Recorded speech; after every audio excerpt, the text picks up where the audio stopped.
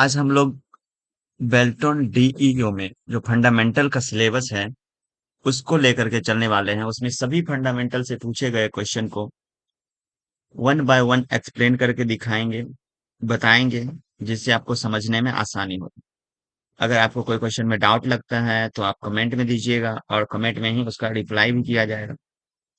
हम टेलीग्राम पर क्विज भी चलाते हैं, आप ग्रुप में जाएं, इसके डिस्क्रिप्शन में होगा और लिंक ज्वाइन करिए, जिससे आप डेली 60 क्वेश्चन का क्विज एग्जाम के पैटर्न पर दे सकते हैं। यहाँ हम इस फंडामेंटल को 3 भागों में डिवाइड करके आपके सामने लाएंगे। 3 वीडियो आएगा, क्योंकि एक वीडियो बहुत बड़ा लेंथ का हो जाता है, इसलिए 3 वीडियो लाया जाए। और जिसमें हम इंटरनेट का एक सेपरेट वीडियो लेके आएंगे, जिसमें लगभग इंटरनेट का 150 क्वेश्चन है पूछा गया। आप इस पूछे गए क्वेश्चन को अगर प्रिपेयर कर लेते हैं, यानी कमांड कर लेते हैं, तो 99% वही क्वेश्चन रिपीट होने वाला है, क्योंकि सारे सिलेक्टेड क्वेश्चन उससे पूछ लिए गए। इसलिए पूछे हुए क्वेश्चन को एक्सप्लेन करें। अगर आप देखेंगे क्वेश्चन बताने के क्रम में भी बहुत सारे क्वेश्चन ऐसे होंगे जो बार बार रिपीट होता है, तो आपको इस तरह से अगर पूछे हुए क्वेश्चन को ही कमांड कर लेते हैं तो आप एग्जाम पास निश्चित कर लें। और इस वीडियो को पूरे अंत तक देखिएगा, इसमें सारे एक एक क्वेश्चन को एक्सप्लेन किया जाएगा। तो हम बता रहे थे आपको कि 3 भाग में हम फंडामेंटल देने वाले हैं। एक इंटरनेट का होगा, दूसरा विंडोज का होगा, और तीसरा जो रेस्ट पार्ट बच गए, जैसे memory, input output device, language, language translator, software, hardware और वायरस एंटीवायरस, इस तरह का क्वेश्चन जो है सो एक कंप्लीट वीडियो मिसलेनियस आएगा। तो हम मिसलेनियस वाले पहले शुरू करते हैं, जिससे छोटा छोटा सिलेबस सारा इसी वीडियो में आपको कवर हो जाए, और उसके बाद हम लोग चलेंगे। इसमें हम आपको टॉपिक भी बताएंगे। जो चैप्टर हम शुरू करने वाले हैं उसका एक छोटा सा टॉपिक बताएंगे 2 मिनट का। आप प्रत्येक टॉपिक को अच्छे से 2 मिनट अगर सिंसियर होकर देखते हैं तो आपका ये जो है पूरे चैप्टर का समरी एक तरह से हो जाता है, और 50% से ज्यादा क्वेश्चन उस टॉपिक से याद हो जाए। तो हम इसको शुरू करने वाले हैं, और पहले हम मिसलेनियस वाला फंडामेंटल ले लेते हैं, उसके बाद विंडोज लेंगे और फिर इंटरनेट लेंगे। तो तीनों वीडियो को आप अच्छे से देखें, और 2-3 बार अगर आप देखते हैं तो निश्चित रूप से आपको सारा क्वेश्चन याद हो जाएगा। ये जो पीडीएफ बताया जा रहा है, दिखाया जा रहा है, टेलीग्राम में इसका नोट्स भी है, यानी इसका पीडीएफ कॉपी भी टेलीग्राम में अवेलेबल है। आप ग्रुप में जाइए, डेली क्विज भी दीजिए और पीडीएफ को पढ़िए, याद करिए। जहाँ डाउट लगता है तो आप बताएं इस तरह का।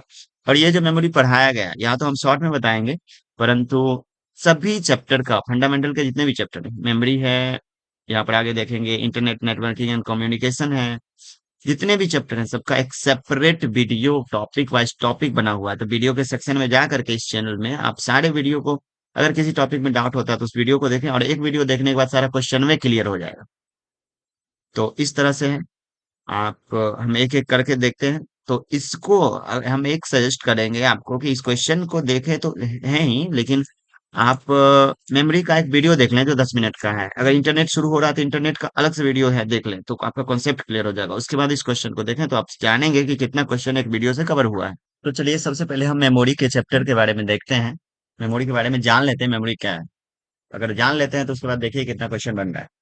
तो सबसे पहले यहाँ पर अलग अलग नोट्स है, सभी नोट्स को हमने टेलीग्राम में डाला है। चूंकि ये बिहार सिविल कोड का है, तो फिर बिहार सिविल कोड में प्रिपेयर किया गया था, बिहार सिविल कोड का एग्जाम चल रहा था उसको लेकर के। तो खैर अभी आपका ये नहीं है, अभी हम चलते हैं इसमें बेल्ट्रॉन। ये जो है, ये एक रैपिड फायर क्लासेस नाम से एक नोट्स है जो टेलीग्राम ग्रुप में अवेलेबल अभी है। तो उसको डाउनलोड करिए, और ये सारे टॉपिक अभी तो हम पढ़ा दे रहे हैं। उसके बाद जो है सो आप रिवीजन के मोड में जा करके वो आप पढ़ सकते हैं। नहीं पढ़ने में समझ में आएगा तो फिर वीडियो को आप देखें और फिर समझें। ये जैसा कि हमने पहले बताया, ये सारे वीडियोज यानी सारे टॉपिक के सेपरेट वीडियो हैं। आपको समझ में नहीं आ रहा है तो उस वीडियो को देखिए और बिल्कुल समझ में आ जाए। तो अभी हम चलने वाले मेमोरी से सभी है, देखिए चैप्टर है इसमें यहाँ पर स्टार्ट से चलेंगे तो हम लोग यहाँ देखेंगे इंट्रोडक्शन ऑफ कंप्यूटर है, working process, input output storage बारे में दिया हुआ है, कंप्यूटर डिवाइसेस के बारे में, input device, central processing, memory. उसके बाद यहाँ पर आगे आउटपुट डिवाइस के बारे में दिया हुआ है। उसके बाद आगे चलेंगे तो बहुत सारे, जैसे सॉफ्टवेयर हार्डवेयर, इस तरह से सारे टॉपिक दिए हुए हैं, रिवीजन करने के लिए आप यूज कर सकते हैं इसका। परंतु अगर फिर भी नहीं समझ में आए तो आप वीडियो को देखिए और उसमें बिल्कुल समझ में आएगा। तो चलिए हम लोग मेमोरी शुरू करने वाले हैं, तो मेमोरी के बारे में देखते हैं। जहाँ दिक्कत होगा हम बताएंगे। जनरली एमयू का फुल फॉर्म होता है, उससे पहले यहाँ पर देख लीजिए, सीपीयू के जनरली तीन भाग होते हैं। सीपीयू के कितने भाग होते हैं ये अक्सर पूछा जाता है। सीपीयू के तीन भाग होते हैं, एक एएलयू, एक सीयू, एक एमयू। एएलयू सीयू बारे में हम चर्चा करेंगे। वैसे अरिथमेटिक लॉजिक यूनिट इसका फुल फॉर्म होता है। कंट्रोल यूनिट ये वर्क करने का काम करता है, ये इनपुट आउटपुट को कंट्रोल करने का काम करता है। और मेमोरी यूनिट जो है सो मेमोरी में कुछ प्रोसेस का भी काम करता है और डेटा को स्टोर करने का भी काम करता है। तो हम अभी, मेरा चैप्टर मेमोरी यूनिट है, तो मेमोरी यूनिट के बारे में देखिए। जनरली मेमोरी तीन प्रकार के हैं, यहाँ पर दिया हुआ है लेकिन आपको याद रखना है। जनरली मेमोरी जनरली मेमोरी दो प्रकार के ही हैं, मिस्टेक से तीन बोला गया, तो ये दो प्रकार के ही हैं। यहाँ पर तीन दिया हुआ है, लेकिन आपको दो प्रकार याद रखना। और जनरली प्राइमरी और दूसरा सेकेंडरी। प्राइमरी मेमोरी किसको कहा जाता है, ये समझे। प्राइमरी मेमोरी वो मेमोरी होता है जो कंप्यूटर का इंटरनल मेमोरी होता है, कंप्यूटर जिस पर काम करता है, कंप्यूटर को चलने में जो मेमोरी यूज हो रहा है, यानी सॉफ्टवेयर या फिर हमारा कंप्यूटर जिस मेमोरी का यूज चलने के क्रम में यूज कर रहा है, वो मेमोरी हो गया प्राइमरी। और जिस मेमोरी का यूज डेटा को स्टोर करने के लिए किया जा रहा है, वो मेमोरी हो गया सेकेंडरी। जैसे हम एक सॉफ्टवेयर चला रहे हैं, तो सॉफ्टवेयर पहले से रखा हुआ है या फिर रन हो रहा है, तो रन होने में जो मेमोरी यूज हो रहा है, जनरली रैम यूज हो रहा है, तो रैम यहाँ प्राइमरी हो गया। अगर हमने कोई फाइल बनाया, यानी माइक्रोसॉफ्ट वर्ड में जब तक हम लोग टाइप कर रहे हैं, जैसे हम यहाँ पर ओपन कर लेते हैं, अ, जैसे हम यहाँ पर कुछ टाइप कर रहे हैं, कर लेते हैं, बेल्ट्रॉन क्लास, ये हमने टाइप किया, तो अभी हम जो कुछ भी करेंगे ये प्राइमरी मेमोरी में हो रहा है। लेकिन जब ही हम इसको सेव करेंगे, यानी जब हम इसको सेव करने के लिए ले जाएंगे, डायरेक्ट यहाँ पर भी क्लिक करके कर सकते हैं। जब हम सेव करेंगे तो ये जो सेव होकर के जो फाइल में जाने वाला, तो ये सेकेंडरी मेमोरी में चला जाएगा। तो समझ में आ गया प्राइमरी मेमोरी और सेकेंडरी मेमोरी। प्राइमरी मेमोरी वो मेमोरी होता है जो सिस्टम को चलाने में यूज हो रहा है, और सेकेंडरी मेमोरी वो होता है जो चलने के बाद जो फाइल को स्टोर करके रखेंगे उसके लिए यूज होगा। तो प्राइमरी मेमोरी में चलते हैं। प्राइमरी मेमोरी जनरली है रैम और रोम। रैम से रिलेटेड जो भी टॉपिक क्वेश्चन पूछा जाता है वो हम बताएंगे, चूंकि इसका फुल डिप्ली में नहीं जाएंगे, फुल डिप्ली में वीडियो डाला हुआ है, आप देखें। रैम दो प्रकार के होते हैं, एस रैम और डी रैम। इस दोनों में से ये पूछा जाता है, स्टैटिक रैंडम एक्सेस मेमोरी और डायनेमिक रैंडम एक्सेस मेमोरी, इसका पूरा नाम है। और स्टैटिक, इस दोनों में एक अंतर याद रखना है जो यहाँ पर दिया हुआ है, static RAM is faster than dynamic RAM, यानी डायनेमिक रैम जो है स्लो है और स्टैटिक रैम यानी फास्ट है। दोनों मेमोरी में, दोनों रैम में कौन फास्ट है, तो एस रैम याद रखना। आगे है इसी में, RAM ROM and pen drive और सेमी कंडक्टर मेमोरी, यानी जितने भी मेमोरी होते हैं, प्रोसेसर होते हैं, सारे के सारे सेमी कंडक्टर के बने होते हैं। यानी जितने भी चिप हैं सभी सेमी कंडक्टर के बने होते हैं, याद रखना है। पूछा जाता है कि पेन ड्राइव किस चीज का बना है, सेमी कंडक्टर। रैम किस चीज का, रोम किस चीज का, तो ये सेमी कंडक्टर के बने होते हैं जितने भी चिप होते हैं। वोलाटाइल मेमोरी, वैसा मेमोरी जो बार बार चेंज होते रहेगा, तो उस मेमोरी को वोलाटाइल मेमोरी कहते हैं। जनरली रैम है और कैश मेमोरी। कैश मेमोरी भी रैम की तरह काम करता है, सॉफ्टवेयर को चलने के लिए जगह रैम भी देता है, और सॉफ्टवेयर को चलने के लिए जगह कैश मेमोरी भी देता है। अगर क्या, यहाँ वोलाटाइल की बात करें, अगर वोलाटाइल का हिंदी होता है परिवर्तनशील। अगर आप कोई सॉफ्टवेयर यूज कर रहे हैं, जिस समय आप सॉफ्टवेयर यूज कर रहे हैं उस समय जो मेमोरी यूज हो रहा है, यानी आपके सॉफ्टवेयर को चलने में जो मेमोरी यूज हो रहा है वो रैम यूज हो रहा है। आपके फोन में भी जितना ज्यादा रैम होता है उतना ही फास्ट आपका कंप्यूटर, ये फोन काम करता है। तो रैम सॉफ्टवेयर को चलाने में मदद करता है। जैसे आपने माइक्रोसॉफ्ट वर्ड ओपन करा, अभी हम माइक्रोसॉफ्ट वर्ड ओपन करें तो ये यहाँ पर जो यूज हो रहा होगा मेमोरी, वो रैम यूज हो रहा हो। और जब हम इसको काट देंगे, दूसरा सॉफ्टवेयर यूज करेंगे, उस समय यही रैम का स्पेस दूसरे सॉफ्टवेयर को चलाने के लिए यूज किया जा रहा है। यानी एक ही स्पेस का यूज अलग अलग सॉफ्टवेयर के लिए यानी चलाने के लिए किया जा रहा है, तो ये बदलते रहता है, हमेशा उसी स्पेस को बदला जाता है बार बार, इसीलिए इसको कहा जाता है परिवर्तनशील। यानी एक ही स्पेस का यूज दूसरा सॉफ्टवेयर कर रहा है, वो कटने के बाद स्पेस खाली हुआ तो फिर तीसरा सॉफ्टवेयर कर रहा है, चौथा सॉफ्टवेयर कर रहा है, बारी बारी से उस स्पेस का। इसलिए ये बड़े परिवर्तन होते रहता है, इसलिए रैम और कैश को हम वोलाटाइल मेमोरी कहते हैं। रोम, मैन्युफैक्चरिंग समय में, मैन्युफैक्चरिंग टाइम में कंपनी के द्वारा जो सॉफ्टवेयर मदरबोर्ड के लिए या फिर कोई खास जो आपका हार्डवेयर कंपोनेंट रन कर पाए, उसके लिए कंपनी के द्वारा जो सॉफ्टवेयर डाल करके भेजा जाता है, मदरबोर्ड में असेंबल किया हुआ रहता है ये मेमोरी, जिससे सारे हार्डवेयर कंपोनेंट वर्क कर सके, तो वैसा मेमोरी के यानी सॉफ्टवेयर के लिए रखने वाला स्पेस मेमोरी रोम होगा। फिर से सुने, कंपनी के द्वारा सॉफ्टवेयर एक डाला जाता है जिससे आपका सब कोई भी हार्डवेयर काम करे, तो वो जो सॉफ्टवेयर डाला जाता है, जो बेस सॉफ्टवेयर होता है, वो सॉफ्टवेयर रोम रोम में एक बार डाला गया तो फिर चेंज नहीं होता। तो यहाँ पर देखेंगे रोम तीन प्रकार के हैं, पी रोम, ईपी रोम, डबल ईपी रोम, तीनों के बारे में चर्चा किया गया है वीडियो में, उसको देख लें। खैर, रिटर्न ओनली मेमोरी में एक बार तो फिर चेंज होगा ही नहीं। दूसरा, इरेजेबल प्रोग्राम में इरेज हो जाता है, और इलेक्ट्रिकली इरेजेबल में भी इरेज होता है। ये इलेक्ट्रिक माध्यम से और ये अल्ट्रावायलेट रे के माध्यम से इरेज होता है, लेकिन आपको उतना नहीं जाना है, इसका फुल फॉर्म याद रखना है। सेकेंडरी मेमोरी, प्राइमरी मेमोरी में रैम था, रोम था और कैश था। कैश मेमोरी ये भी देखना है। तो अक्सर पूछा जाता है कि इनमें से कौन फास्ट है, तो फास्ट मेमोरी कौन है? कैश मेमोरी है। इससे भी ज्यादा फास्ट पूछा जाता है तो एक रजिस्टर मेमोरी होता है, यानी मेमोरी रजिस्टर सबसे फास्ट, फिर कैश मेमोरी, फिर रैम। आगे चले, सेकेंडरी मेमोरी वैसा हम मेमोरी जिसका यूज डेटा को स्टोर करने के लिए किया जाता है, उसको सेकेंडरी मेमोरी बोलते हैं। जैसे मैग्नेटिक टैप, यानी आप ऑडियो कैसेट देखे होंगे, वो मैग्नेटिक टैप है। Hard disk drive, floppy disk, CD, CD ROM, DVD, pen drive, ये सभी के सभी सेकेंडरी मेमोरी हैं जो डेटा को स्टोर करने के लिए काम करते हैं। ऑप्टिकल डिस्क से पूछा जाता है कि इनमें ऑप्टिकल डिस्क हैं, तो यानी सीडी रोम है, सीडी आर है, सीडी आर जिसको सीडी रीडेबल बोलते हैं, और डीवीडी है, डिजिटल वर्साटाइल डिस्क, एचवीडी है, ब्लू रे डिस्क है, ये के सभी ऑप्टिकल में जो लाइट सेंसिटिव होता है, यानी जिसको चलने में लेजर लाइट या फिर किसी लाइट का यूज होता है, इसलिए उसको हम लोग ऑप्टिकल डिस्क कहते हैं। मेमोरी का यूनिट दिया हुआ है तो ये अक्सर पूछा जाता है।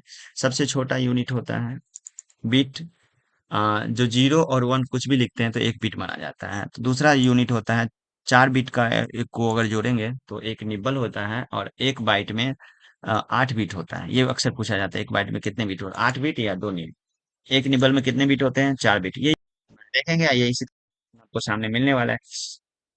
हाँ, किलोबाइट याद रखना है, मेमोरी का सभी unit, kilobyte, megabyte, gigabyte, terabyte, petabyte. इसके बराबर इसके बाद भी है कुछ, आप यहाँ देख लें, पेटाबाइट के बराबर एक्साबाइट है। एक्साबाइट, अच्छा कीबोर्ड नहीं काम कर, एक एक्साबाइट है, एक्साबाइट। इससे भी बड़ा एक्साबाइट है, इसके बाद जट्टाबाइट है, इससे भी बड़ा योट्टाबाइट है, और इससे भी बड़ा ब्रोंटोबाइट है। तो ये याद रखना है आपको, ठीक है। तो ये याद रखना है कि इससे ज्यादा बड़ा बड़ा मेमोरी। आउटपुट डिवाइस, यहाँ पर हम देखेंगे और आगे ड्रॉ, आल्सो नॉन एज, अच्छा यहाँ पर ये मेमोरी खत्म हुआ तो आपसे पूछा जाएगा कि सबसे फास्ट मेमोरी। तो अगर मेमोरी रजिस्टर होता है, मेमोरी रजिस्टर, उसके बाद कैश मेमोरी फास्ट होता है, उसके बाद रैम। सबसे स्लो मेमोरी पूछा जाता है अक्सर, तो सबसे स्लो मेमोरी मैग्नेटिक टैप होता है, या फिर उसको टैप ड्राइव भी बोलते हैं। आप इसमें आए, आप देखेंगे यहाँ पर ऑप्टिकल डिस्क में CD ROM, DVD, CD, blue रे डिस्क है। मैग्नेटिक डिस्क इसको कहा जाता है, हार्ड डिस्क, फ्लॉपी डिस्क का मैग्नेटिक मेमोरी, और फ्लैश मेमोरी उसको कहा जाता है, मेमोरी कार्ड, पेन ड्राइव। इसको फ्लैश मेमोरी उस मेमोरी को कहा जाता है जिसके थ्रू हम डेटा एक जगह से दूसरी जगह ट्रांसफर करने के लिए ले जाते हैं, तो उस मेमोरी को फ्लैश मेमोरी। आपको अलग से एक वीडियो बनाया गया है मेमोरी का, आप उसको देखें, उसमें पूरा क्लास का वीडियो है। पूरे क्लियर हो जाएगा आप में मेमोरी का पूरा चैप्टर। यहाँ हम लोग शॉर्ट में चलने वाले हैं क्योंकि क्वेश्चन भी हमको करना है। Volatile memory, RAM memory, cache memory. अगर आपको पूछा जाएगा सबसे फास्ट मेमोरी, तो सबसे फास्ट मेमोरी कौन सा है? यहाँ नहीं देखना है। सबसे फास्ट होता है रजिस्टर, उसके बाद फास्ट होता है कैश, उसके बाद होता है रैम। याद, ये तीनों मेमोरी को याद रखना है, सबसे फास्ट रजिस्टर, उसके बाद कैश, उसके बाद रैम, अकॉर्डिंग टू ऑप्शन आपको चलाने के। चलिए, अब मेमोरी को हम बता चुके हैं, अब मेमोरी के क्वेश्चन को लेकर के चलते हैं। मेमोरी मैनेजमेंट का हिस्सा है, मेमोरी प्रबंधन का एक हिस्सा है सिस्टम सॉफ्टवेयर। हम सिस्टम में ड्राइव बनाते हैं, एक मेमोरी होता है हार्ड ड्राइव, और उसमें हम बनाते हैं अलग अलग कैटेगरी। जैसे कि आप यहाँ देखेंगे, यहाँ दिस पीसी में जाएंगे तो यहाँ पर सी ड्राइव है, फिर डी ड्राइव है, तो ये तो मेमोरी एक्स्ट्रा लगा हुआ इसलिए है। तो आप कंप्यूटर में C drive, D drive, E drive जो देखते हैं, ये जो ड्राइव का मैनेजमेंट होता है किसके अंदर जा करके करते हैं, तो हम सिस्टम सॉफ्टवेयर के अंदर जा करके करते हैं, इसलिए यह मेमोरी प्रबंधन का हिस्सा है सिस्टम सॉफ्टवेयर। यानी कि सिस्टम सॉफ्टवेयर के थ्रू ही हम मेमोरी का मैनेजमेंट कर पाते हैं कि कहाँ पर कितने ड्राइव होना है। कैश मेमोरी का उपयोग किया जाता है। कैश मेमोरी और रैम दोनों मेमोरी जो है, बार बार जो प्रोग्राम यूज होता है उसको जो है सो ये उसको स्पेस देने का काम करता है। यानी रैम भी प्रोग्राम को चलने में स्पेस देता है, कैश मेमोरी भी चलने में स्पेस देता है। कैश मेमोरी छोटा होता है, रैम थोड़ा सा इससे बड़ा होता है, लेकिन कैश मेमोरी जल्दी देता है, और रैम यानी कैश और रैम का दोनों का सेम काम है, सॉफ्टवेयर को चलाने के लिए जगह देना, जिसमें कैश फास्ट है और रैम थोड़ा सा उससे स्लो है। तो यहाँ पर लिखा है कैश मेमोरी का उपयोग किया जाता है प्रोग्राम निष्पादन के दौरान बार बार उपयोग किए जाने वाले, यानी बार बार जो अलग अलग अलग अलग प्रोग्राम के द्वारा या फिर एक ही प्रोग्राम द्वारा बार बार जो चलने के क्रम में यूज करेगा स्पेस, तो वो कैश मेमोरी उसको देता है। According to option cache memory वैसे रैम भी देता है। दूसरी पीढ़ी के कंप्यूटर में कौन सा डिवाइस उपयोग किया गया था, यानी दूसरा पीढ़ी में पंच कार्ड का यूज मेमोरी के रूप में किया जा रहा था। ईपीरॉम का फुल फॉर्म बोला जाता है, तो जैसा कि हम बताए हैं अभी उसमें, erasable programmer input output device नहीं है मेमोरी। रैम एक रैंडम एक्सेस मेमोरी, एक स्टोरेज डिवाइस है, यानी मेमोरी मेमोरी है, ये मेमोरी को स्टोरेज डिवाइस बोला जाता है, या एक स्पेस है। तो इनपुट आउटपुट डिवाइस नहीं है। इनपुट तो mouse, keyboard, joystick, scanner, light pen ये है। आउटपुट, आउटपुट चलेंगे प्रिंटर, प्रोजेक्टर, प्लॉटर, स्पीकर, ये सभी। स्टैटिक एंड डायनेमिक रैम में बारे में कौन से है? हमने बताया कि एस रैम ज्यादा स्पीड से चलता है और डी रैम स्लो चलता है, तो स्टैटिक रैम डायनेमिक रैम से ज्यादा तेज है, पहले बताया जा चुका है। यहाँ पर हम आपको बता चुके हैं कि एस रैम जो है, यहाँ पर एस रैम जो है static RAM is faster than dynamic RAM. चलना आगे। मेमोरी सेकेंडरी मेमोरी का हिस्सा है कौन? सेकेंडरी मेमोरी हार्ड डिस्क है। सीपीयू का कौन सा भाग नहीं है? याद रखना, सीपीयू का भाग नहीं है पेन ड्राइव, वैसा जो कंप्यूटर को चलने में नहीं मदद करता है उसको बोलते हैं सीपीयू का भाग नहीं हो सकता। यानी आपके कंप्यूटर में पेन ड्राइव नहीं रहता है तब भी आपका कंप्यूटर प्रॉपर चलता है। सबसे धीमी मेमोरी कौन है? Tab drive. सबसे तेज मेमोरी अभी बताया गया है, मेमोरी रजिस्टर है। जो हार्ड डिस्क के स्थान पर सभी फाइलों और फाइलों के हिस्सों को समायोजित करता है उसे क्या कहा जाता है? इस तरह को कहा जाता है डिस्क डिस्फ्रेगमेंटर। याद रखना, केवल आप अगर हार्ड डिस्क से कुछ भी डिलीट करेंगे तभी आपका रिसाइकल बिन में जाएगा, एसएसडी ड्राइव से डिलीट करेंगे तभी है, चूंकि हार्ड डिस्क और एसएसडी ही डेटा को स्टोर करने का काम करता है, रैम तो चलने के लिए जगह देता है, उसमें डेटा स्टोर नहीं होता। और ऊपर से अगर आप पेन ड्राइव लगाएं, सीडी लगाएं, डीवीडी लगाएं, उस सब से डेटा अगर कंप्यूटर से उड़ा दीजिएगा तो फिर वो रिटर्निंग रिसाइकल बिन में नहीं जाता है, परंतु हार्ड डिस्क, एसएसडी ड्राइव जो उसमें डेटा स्टोर करने के लिए डिवाइस है, इससे डिलीट किया हुआ आपका रिसाइकल बिन में जाएगा। तो ये चीज याद रखना है। तो गति के संबंध में मैंने आपको बताया रजिस्टर, रैम, हार्ड डिस्क, यानी सबसे स्पीड अकॉर्डिंग टू ऑप्शन है। अगर यहाँ कैश रहता तो रैम से पहले कैश हो जाता। सबसे फास्ट रजिस्टर है ऑप्शन के अकॉर्डिंग। जो हमने अब हम आपको बता दें कि ये जो क्वेश्चन सब तैयार किया हुआ है, पूछा हुआ क्वेश्चन का एक लिस्ट है, तो उसमें ऑप्शन के अकॉर्डिंग भी कुछ ऑप्शन थे। हमने इस यहाँ पर सिर्फ आंसर लिखा है, ऑप्शन को नहीं लिखा है, तो ऑप्शन में के अकॉर्डिंग ये आंसर बन रहा था। सबसे फास्ट रैम रजिस्टर है, फिर रैम है, फिर हार्ड डिस्क है, अकॉर्डिंग टू ऑप्शन। अगर कैश रहता तो रजिस्टर के बाद कैश होता। हम आपको यहाँ पर लिख करके बता चुके हैं रजिस्टर, कैश, रैम। अगर रैम रहता, रैम तो ऑलरेडी है ही। सीपीयू द्वारा निष्पादित किया जाता है डेटा को स्टोर करने के लिए मेमोरी द्वारा उपयोग किया जाता है, यानी कि जब सीपीयू काम कर रहा होता है उस समय डेटा को स्टोर करने के लिए रैम काम करता है। कौन सा डिवाइस आउटपुट डिवाइस और मेमोरी यूनिट के बीच डाटा, तो इसको डाटा मेमोरी एक्सेस कंट्रोलर कहा जाएगा, जो डाटा ट्रांसफर का मैनेजमेंट का काम करता है। मेमोरी एक्सेस टाइम को कम करने के लिए, यानी जो एक्सेस टाइम यानी चलने के समय को कम में कर देगा तो वो फास्ट मेमोरी होगा, जो कम समय लेगा वो फास्ट मेमोरी होगा, यही बोल रहा है एक्सेस टाइम को कम करने वाला कैश मेमोरी। अगर रजिस्टर रहता तो रजिस्टर होता। डैश में कीबोर्ड चुंबक से सीधे सीधे रिकॉर्ड किए गए डाटा रखता है, और डैश का उपयोग ज्यादातर घरेलू टेप रिकॉर्डर के रूप में किया जाता है। तो मैग्नेटिक टैप होता है जिसको टैप रिकॉर्डर यानी सीडी, ये आप कैसेट जो कह सकते हैं, ऑडियो कैसेट, वो मैग्नेटिक जो कैसेट के रूप में उपयोग किया जाता है। तो मैग्नेटिक टैप आप देखेंगे, रिबन रहता है, वो एक मैग्नेटिक टैप है जिसको चुंबकीय टैप कहा जाता है। कीबोर्ड कॉन्सेप्ट, ये क्वेश्चन गलत है, आप इसको ये करें। एकाधिक विफल विफल लॉगिन के बाद सर्वर उपयोगकर्ता या आईडी पते को ये कर देगा, यानी कि आप किसी वेबसाइट पर जा करके बार बार लॉगिन कर रहे हैं। ये इंटरनेट से रिलेटेड क्वेश्चन है, इसमें मिस्टेक से आ गया है ये भी, लेकिन पूछा हुआ क्वेश्चन है। यानी किसी वेबसाइट पर जा करके आप बार बार लॉगिन करते हैं तो आपको लॉगिन करने से वो रेस्ट्रिक्ट कर देता है, रोक देता है। तो अगर रोक रोक देता है तो इस व्यवस्था को क्या कहा जाता है? डिनायल ऑफ सर्विसेज कहा जाता है। कौन संपूर्ण हाई लेवल लैंग्वेज को मशीन कौन बदलता है? ये लैंग्वेज का क्वेश्चन आ गया है, तो कंपाइलर है। नाम बदलने के लिए F2 से किसी फाइल का नाम बदल सकते हैं, ये विंडोज के अंदर का क्वेश्चन है, ये आ गया।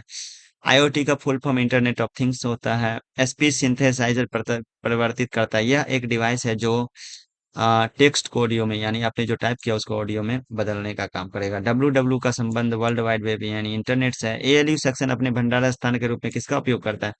अरिथमेटिक लॉजिकल यूनिट जब काम कर रहा होता है उस समय थोड़े देर के लिए थोड़े डेटा स्टोर करने की जरूरत होती है, तो उसके लिए रजिस्टर का यूज करता है, ये प्रोसेसर का एक भाग है। माइक्रो ऑपरेशन के लिए जगह होती है, मतलब थोड़े देर के लिए जो ऑपरेट करने के लिए जो जगह होता है वो रजिस्टर देता है। यानी सीपीयू एक है, और सीपीयू जब काम कर रहा होता है उस समय एक रजिस्टर होता है इसके अंदर, जो काम करने के समय में जो डेटा स्टोर करने का, कुछ देर के लिए स्टोर करना होगा तो रजिस्टर का यूज करता है। उसके बाद कैश होता है। कैश मेमोरी क्या होता है?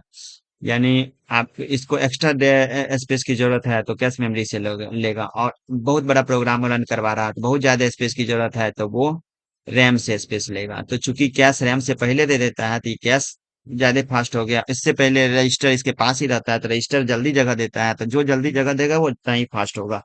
रजिस्टर पहले जगह देता है, फिर कैश देता है, उसके बाद रैम देता है, तो ये सबसे फास्ट रजिस्टर, और फिर कैश, और फिर रैम। तो सीपीयू का माइक्रो ऑपरेशन के लिए ये दे देता है, छोटा छोटा जरूरत को पूरा करने के लिए रजिस्टर। निर्देशों को डैश में संग्रहित किया जाता है, तो मेमोरी में हम लोग रखते हैं। सेमीकंडक्टर से रैम बना होता है, यानी कोई भी चिप बना होता है। किसी फाइल को डैश में संग्रहित करने से ढूंढना आसान होता है। फोल्डर में अगर किसी फाइल को रखते हैं ना तो उसको आसानी से खोज सकते हैं। ये मेमोरी का हिस्सा नहीं है, ये विंडोज का एक पार्ट है। एक्स्ट्रा क्वेश्चन इसमें आ गया है। कंप्यूटर के भाषा पढ़ सकता है, ये लैंग्वेज का चैप्टर का है। खैर, इसको कंप्यूटर सिर्फ मशीन कोड को समझता है और मशीन कोड सिर्फ बाइनरी से बना होता है, ये चीज आपको समझना पड़ेगा। Loosely coupled multi processor distributed memory को कहा जाता है। लूजली कपल्ड वो हो जाता है जब एक ही कंप्यूटर से बहुत सारे कंप्यूटर चल रहे होते हैं, यानी एक सीपीयू रहेगा और बहुत सारे कंप्यूटर चल रहे होते हैं। प्रत्येक कंप्यूटर के लिए एक छोटा सा डिवाइस लगा होता है जो उस कंप्यूटर को हैंडल करेगा, लेकिन मास्टर ये एक सीपीयू यहाँ पर रहता है जो सारे कंप्यूटर को यहाँ से कंट्रोल करेगा। तो ये जो सब सब जो डिवाइस सभी कंप्यूटर के लिए लगा होगा, इन सभी डिवाइसों में एक छोटा सा मेमोरी होगा और एक छोटा सा प्रोसेसर होगा। तो ये जो एक ही से कंट्रोल होता है, और हर जगह मेमोरी भी है छोटा सा और छोटा सा प्रोसेसर भी है, इसी के कारण इसको लूजली कपल्ड कहा जाता है, जिसमें अलग अलग मेमोरी और अलग अलग प्रोसेसर होते हैं। इस व्यवस्था को लूजली कपल्ड बोलते हैं। प्रोग्राम चलाने के दौरान निर्देशों को रैम में, यानी चलने के दौरान रैम में रहता है अकॉर्डिंग टू ऑप्शन, यानी सॉफ्टवेयर चलाने वाला रैम होता है।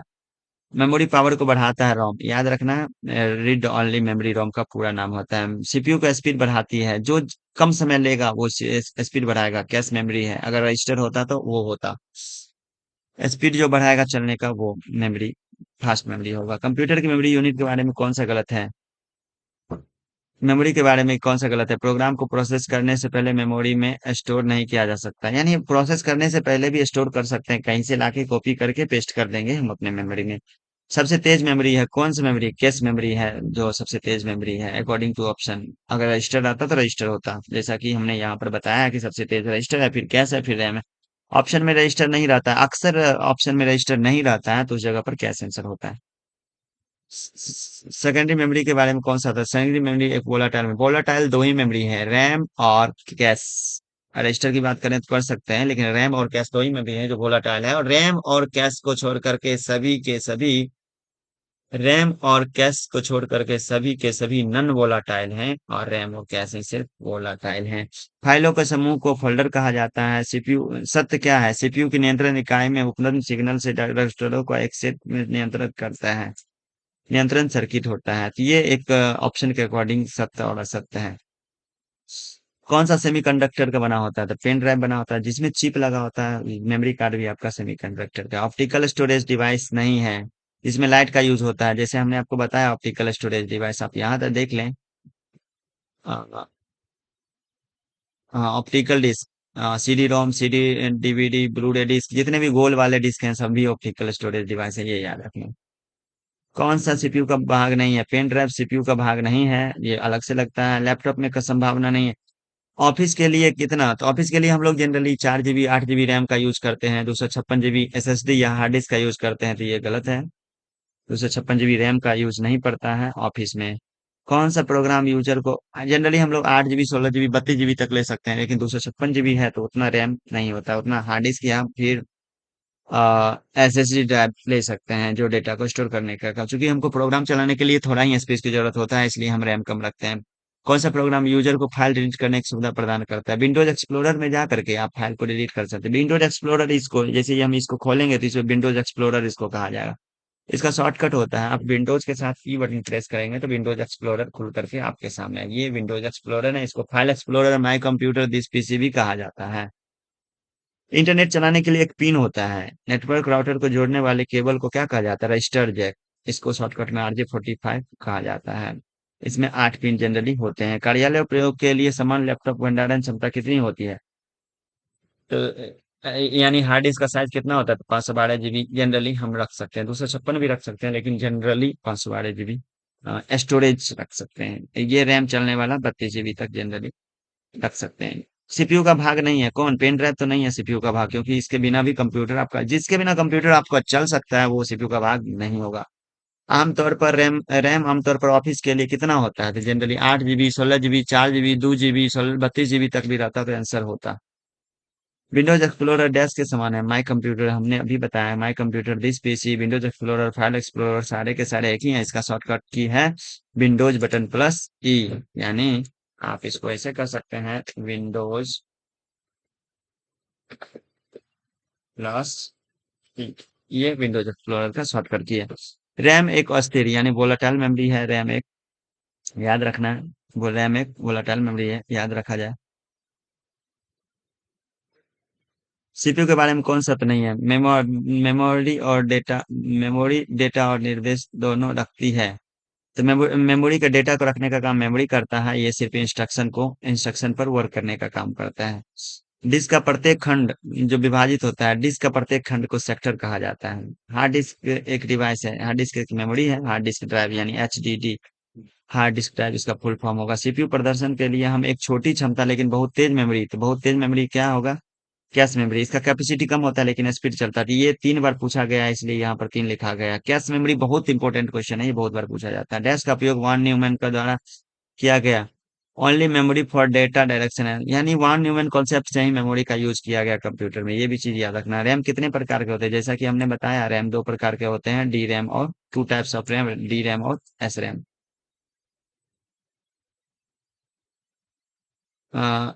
सीएमएम कंटेंट एड्रेसेबल मेमोरी जो मुख्य प्रोग्राम निष्पादन प्रक्रिया में निर्देशों को प्राप्त करने की प्रक्रिया को संदर्भित करती है, उसको फैच कहा जाता है। याद रखना है, मेमोरी में निर्देश प्राप्त करने के बाद इसे डिकोड किया जाता है। यानी डिकोड करने का मतलब एक लैंग्वेज से दूसरे लैंग्वेज में ट्रांसलेट करना, एक जिसे कि यूजर के द्वारा, चूंकि हम जानते हैं कि मेमोरी जो है, कहने का मतलब जो है, सो हमारा कंप्यूटर जो है एक स्पेशल मशीन कोड को समझ पाता है। इसके लिए ये कोडिंग डिकोडिंग का होते रहता है प्रोसेस, तो इसमें लिखा हुआ है कि डिकोड किया जाता है, उसे फिर आगे की कार्रवाई के लिए डैश पर डाल दिया जाता है। यानी डिकोड करने के बाद रजिस्टर, यानी हमने जो इंस्ट्रक्शन दिया उसको डिकोड किया जाएगा, फिर रजिस्टर पर रखा जाएगा, और उसके बाद रजिस्टर स्टोर करेगा, उसके बाद प्रोसेसर उस पर काम करने शुरू किया जाएगा। हमारा इंस्ट्रक्शन हाई लेवल लैंग्वेज में जाता है, वो उसको कन्वर्ट करके रजिस्टर पर रखेगा डिकोड करने के बाद हमारे निर्देशों को, और उसके बाद उस पर आगे की प्रक्रिया शुरू होगी, और फिर से उसको आउटपुट डिवाइस के द्वारा रिजल्ट प्राप्त करा जा सकेगा। सीरियल प्रिंटर में एक समय में कितने बिट्स? याद रखना है, एक समय में 1 बाइट होता है, यानी 8 बिट्स।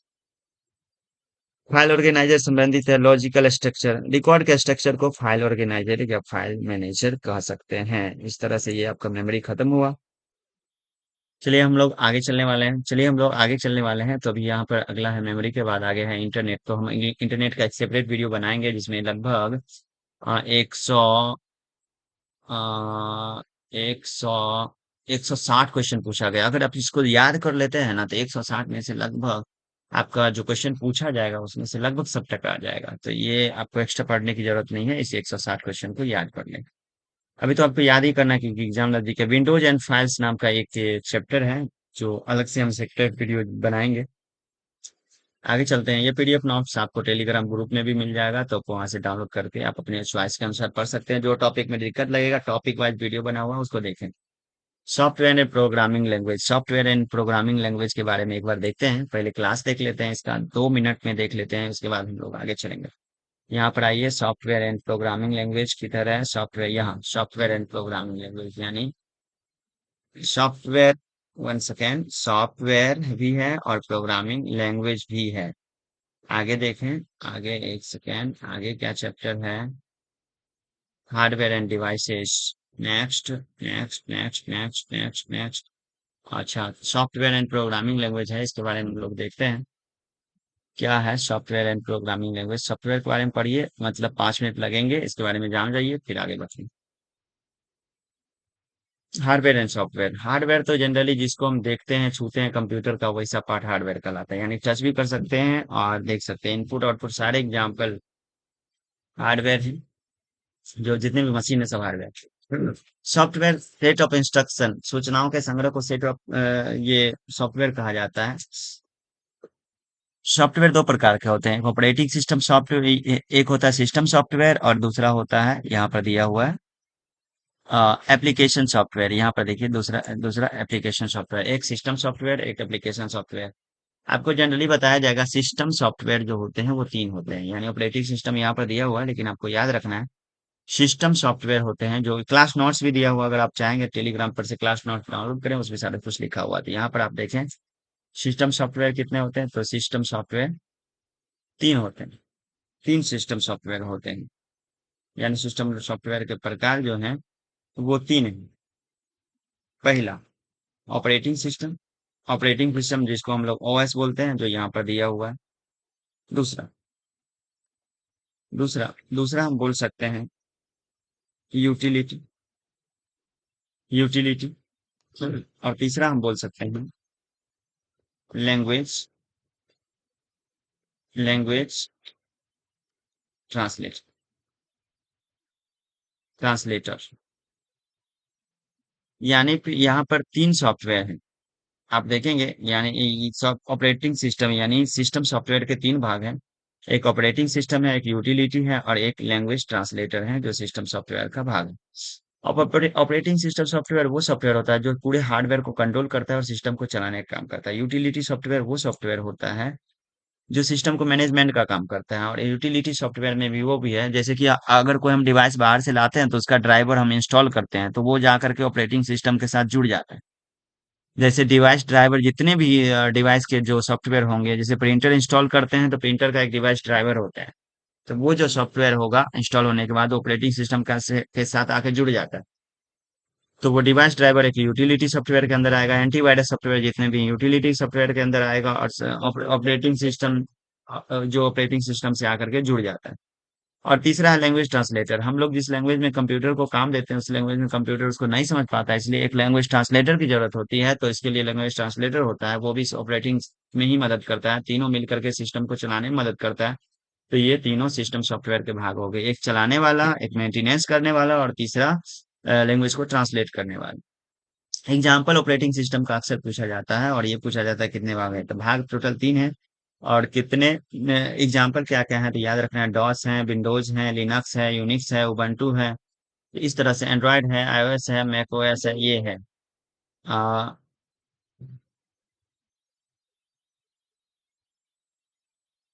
चलेंगे आगे। यहाँ पर देखिए, इन सॉफ्टवेयर को हम लोग 2 तरह से चला सकते हैं, ठीक है। 2 तरह से हम ऑपरेट कर सकते हैं, एक CUI based character user interface, यानी कीबोर्ड के द्वारा सिर्फ हम, ब्लैक एंड व्हाइट स्क्रीन होगा या फिर कोई 2 कलर होगा, सिर्फ कीबोर्ड के माध्यम से ही, जिसमें माउस का कुछ काम नहीं, ये जो कलर इन्फॉर्मेशन दिख रहा है, पीडीएफ दिख रहा है, वो सब कुछ नहीं खुलेगा, वो सिर्फ कॉर्ड के माध्यम से होता है काम। तो उसको कहा जाता है कमांड प्रॉम्प्ट सॉफ्टवेयर भी कहा जाता है, वैसा सॉफ्टवेयर एक डॉस है, यानी सीयूआई बेस्ड सॉफ्टवेयर डॉस होता है, जिसका फुल फॉर्म होता है disk operating system.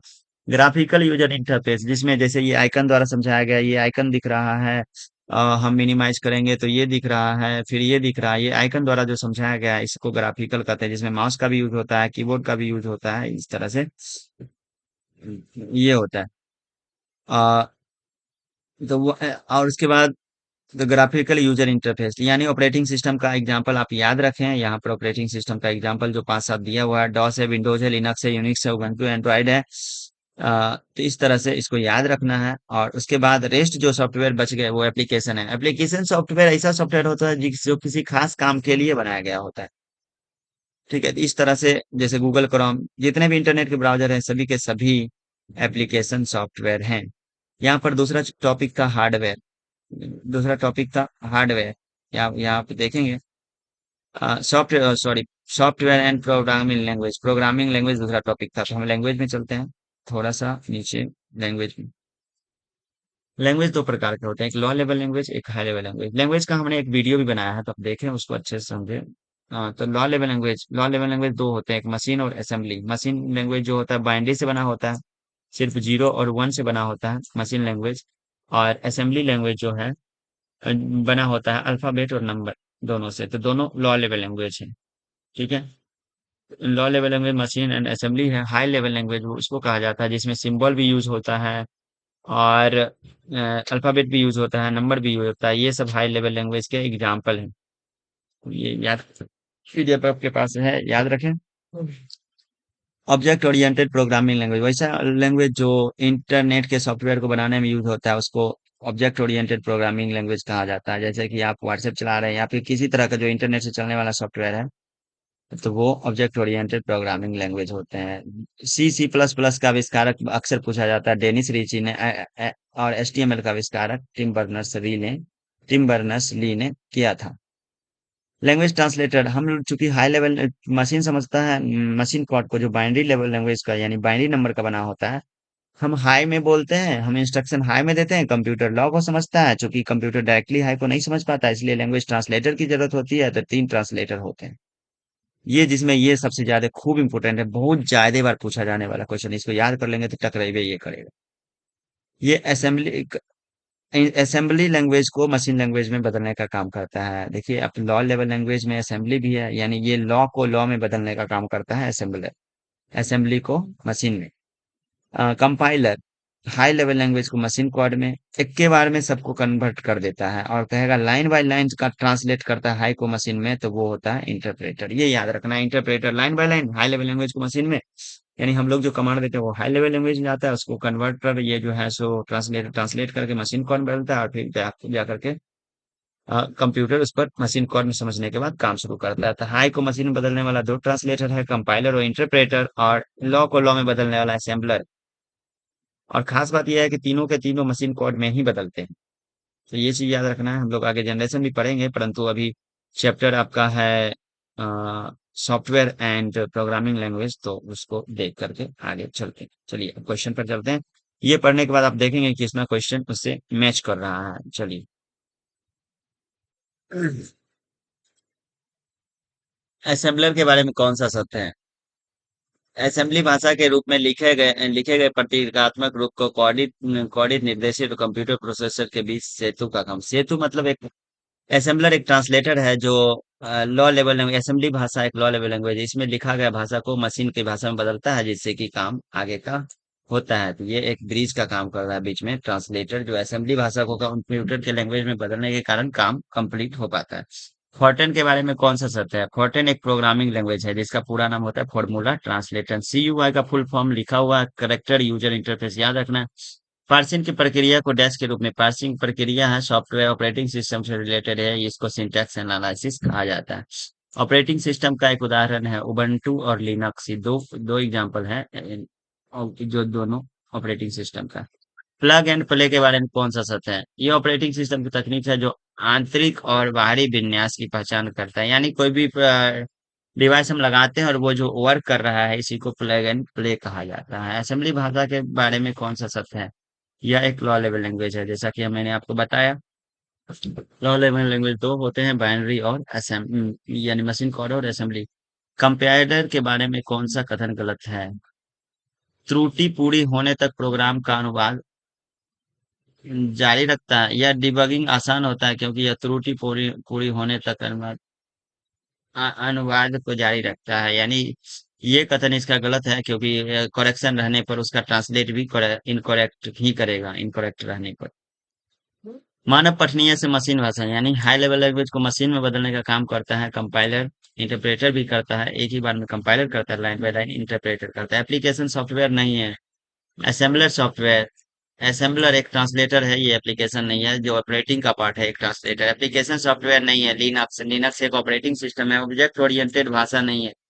Basic software आपको इंटरनेट चलाने वाले सॉफ्टवेयर प्रोग्रामिंग लैंग्वेज जो होता है वो कहलाता है ऑब्जेक्ट ओरिएंटेड प्रोग्रामिंग लैंग्वेज। यहाँ पर एग्जांपल दिया हुआ है ऑब्जेक्ट ओरिएंटेड प्रोग्रामिंग लैंग्वेज का। ये ऑब्जेक्ट ओरिएंटेड प्रोग्रामिंग लैंग्वेज है और बेसिक जो लैंग्वेज है वो ऑब्जेक्ट ओरिएंटेड नहीं है। ऑब्जेक्ट ओरिएंटेड में आप देखेंगे यहाँ पर आ, हम यहाँ रंग बदल देते हैं। ऑब्जेक्ट ओरिएंटेड प्रोग्रामिंग लैंग्वेज में आप देखेंगे यहाँ जावा है, जावा स्क्रिप्ट है, उसके बाद जो है सो पाइथन है, पीएचपी है, विजुअल बेसिक है, सी सी प्लस प्लस है। ये सभी ऑब्जेक्ट ओरिएंटेड प्रोग्रामिंग लैंग्वेज हैं। आगे चलें। एक असेंबलर द्वारा उत्पन्न machine code binary relocatable code. Assembler जो है सो मशीन कोड में बनाता है और जो बाइनरी नंबर का बना होता है।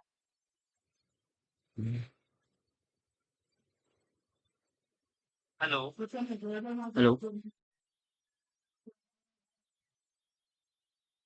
R A L file format का उपयोग आकार को संपीड़ित यानी किसी लार्ज फाइल को यानी बड़े फाइल को छोटे में कन्वर्ट करने के लिए, यानी किसी अगर मूवी का फाइल हो या फिर कोई पीडीएफ फाइल हो जो बहुत बड़ा साइज का, उसको चाहते हैं छोटा करके और किसी को भेज दें, शेयर करने के लिए जनरली छोटा किया जाता है। तो ये संपीड़ित करना यानी कंप्रेस करने के लिए किया जाता है। आर ए आर एक फाइल फॉर्मेट होता है जो किसी बड़े फाइल को छोटे में कंप्रेस करने के लिए किया जाता है। तो इसमें आर ए आर का फुल फॉर्म क्या होता है? R A R Roshal archive. तो आप देखेंगे छोटा करके ये किसी को ट्रांसफर कर दिया जाता है, फिर उसको एक्सट्रैक्ट करेंगे तो फिर पुनः अपने साइज में आ जाता है। Read only hidden archived file को प्रॉपर्टी के रूप किस टैब से देखा जाता है? तो जनरल टैब से जा करके आप रीड ओनली और ये विंडोज के अंदर आता है। तो विंडोज का ये क्वेश्चन है, ये ध्यान रखना है। तो राइट क्लिक करके प्रॉपर्टीज में जाएंगे और प्रॉपर्टीज में जो जनरल का टैब आता है उसमें जो है सो आप पूरे डिटेल को दिखाएगा। अ, हम यहाँ पर राइट क्लिक करें, यहाँ पर प्रॉपर्टीज में गए, ठीक है। ये जनरल वाले ऑप्शन में ये रीड ओनली और इस तरह का डिटेल को दिखाता है। चलिए आगे बढ़ते हैं। ये विंडोज का क्वेश्चन था। कौन सा सिस्टम सॉफ्टवेयर नहीं है? एसएपी। एसएपी कुछ नहीं है, कोई वर्ड ही नहीं है। ये सिस्टम सॉफ्टवेयर नहीं है। सिस्टम सॉफ्टवेयर विंडोज है, लिनक्स है, यूनिक्स है, डॉस है, उबंटू है, ये याद रखना है। एक्स वन टाइप करेंगे तो क्या होगा? ये विंडोज का क्वेश्चन है। एक्स वन टाइप करेंगे, एक्स वन टाइप करेंगे तो एक्स वन से शुरू होने वाले सारे वर्ड दिखेंगे। कंप्यूटर में दो के पूरक रेंज का क्या है? ये प्रोग्रामिंग का एक क्वेश्चन है जो एक्स्ट्रा पूछा गया है। Linux analyser, syntax analyser, symmetric analyser किसका है? ये अंग्रेजी में इसको कंपाइलर बोलते हैं। कंपाइलर का ये चरण है जो कन्वर्ट करने का काम करता है। क्योंकि कंपाइलर में टोटल 6 स्टेप होते हैं, जो एक लैंग्वेज को, हाई लेवल लैंग्वेज को मशीन कोड में कन्वर्ट करने का काम करता है। तो कंपाइलर में ये उसी का स्टेप्स हैं। Linux lexical inter analyser, syntax analyser और सिमेट्रिक एनालाइजर। विंडोज में कमांड प्रॉम्प्ट द्वारा सॉफ्टवेयर यानी कमांड प्रॉम्प्ट को खोलने के लिए क्या क्या सही देंगे? यानी कमांड प्रॉम्प्ट के द्वारा अगर अगर आप CUI बेस्ड सॉफ्टवेयर चला रहे हैं या फिर कोई डॉस चला रहे हैं तो आप किसी सॉफ्टवेयर को अनइंस्टॉल करना है तो उसके लिए क्या लिखेंगे? तो ये लिखना होगा उसमें। जैसा कि मैंने बताया कि सारे काम कॉर्ड से होते हैं, कीबोर्ड माध्यम से, माउस का कोई यूज नहीं है। कौन सा वेब ब्राउजर नहीं है? उबंटू एक ऑपरेटिंग सिस्टम सॉफ्टवेयर है। GUID का फुल फॉर्म क्या होता है? Globally unique identifier. Application software के बारे में कौन सा सत्य है? ये एप्लीकेशन सॉफ्टवेयर ना हाई लेवल लैंग्वेज में लिखा जाता है, ये आपको याद रखना है। कौन सा सत्य है? असेंबली भाषा को मशीन भाषा में इनपुट के रूप में लेता है। यानी असेंबलर असेंबली भाषा को भाषा को इनपुट, यानी हम असेंबलर एक सॉफ्टवेयर होता है जो असेंबली को, असेंबलर एक लैंग्वेज ट्रांसलेटर होता है जो असेंबली को बदलता है मशीन कोड में। तो इनपुट क्या लेगा? असेंबली। आउटपुट क्या देगा? Machine code. तो असेंबली भाषा को इनपुट के रूप में लेता है। हाई लेवल लैंग्वेज का उदाहरण है मतलब, ये प्रोग्रामिंग लैंग्वेज का नाम है। डाटा ट्रांसफर मोड में सबसे अधिक उपयोग किया जाता है क्या? इनपुट और आउटपुट सॉफ्टवेयर क्या? पीडीएफ को व्यू करने वाला पीडीएफ व्यूअर एक सॉफ्टवेयर होता है। ये एक एप्लीकेशन सॉफ्टवेयर है। एक सॉफ्टवेयर जो हाई लेवल लैंग्वेज को मशीन में बदलता है तो उसको ट्रांसलेटर कहते हैं। जो दो हैं हाई लेवल को मशीन बदलने वाला, एक कंपाइलर और दूसरा इंटरप्रेटर। बताया गया शुरू में, देखना। एक कंप्यूटर पर ऑपरेटिंग सिस्टम स्थापित करने के लिए क्या करते हैं? कोई भी ऑपरेटिंग सिस्टम नहीं है, यानी आपके कंप्यूटर में कोई भी सॉफ्टवेयर नहीं डाला हुआ है, उस समय आप ऑपरेटिंग सिस्टम सॉफ्टवेयर को इंस्टॉल करते हैं। उस प्रक्रिया को क्लीन इंस्टॉलेशन कहा है। कंप्यूटर सिस्टम को संचालित करता है कौन? Operating system. सिस्टम को चलाने का काम करता है। हाई लेवल लैंग्वेज को मशीन में बदलता है कौन? इंटरप्रेटर। और कंपाइलर भी करता है, कंपाइलर एक ही बार में, इंटरप्रेटर। ये क्वेश्चन बार बार पूछा जाता है। कंपाइलर एक ही बार में और इंटरप्रेटर लाइन बाय लाइन करता है। भाषा अनुवादक नहीं है, भाषा अनुवादक तीन ही है, असेंबलर, कंपाइलर और इंटरप्रेटर। जावा लैंग्वेज है तो ये लैंग्वेज है, भाषा अनुवादक नहीं है। एप्लीकेशन सॉफ्टवेयर नहीं है। डॉस एक ऑपरेटिंग सिस्टम सॉफ्टवेयर का उदाहरण है। डॉस एक ऑपरेटिंग सिस्टम सॉफ्टवेयर का उदाहरण है और ये एप्लीकेशन सॉफ्टवेयर नहीं है। यहाँ पर ऑपरेटिंग सिस्टम में डॉस है, एप्लीकेशन का उदाहरण नहीं है। ये चीज याद रखना है। असेंबली भाषा में किसी कार्य को प्रोसेस करने कंप्यूटर का उपयोग किया जाता है। मेमोरी का पता लगाने के लिए परिणाम कहाँ स्टोर होता है? तो मेनेमोनिक्स इसको कहा जाता है, जहाँ पर यह एक प्रक्रिया है जिसके द्वारा जो है सो प्रोग्राम स्टोर करवाने का काम किया जाता है। स्पेलिंग,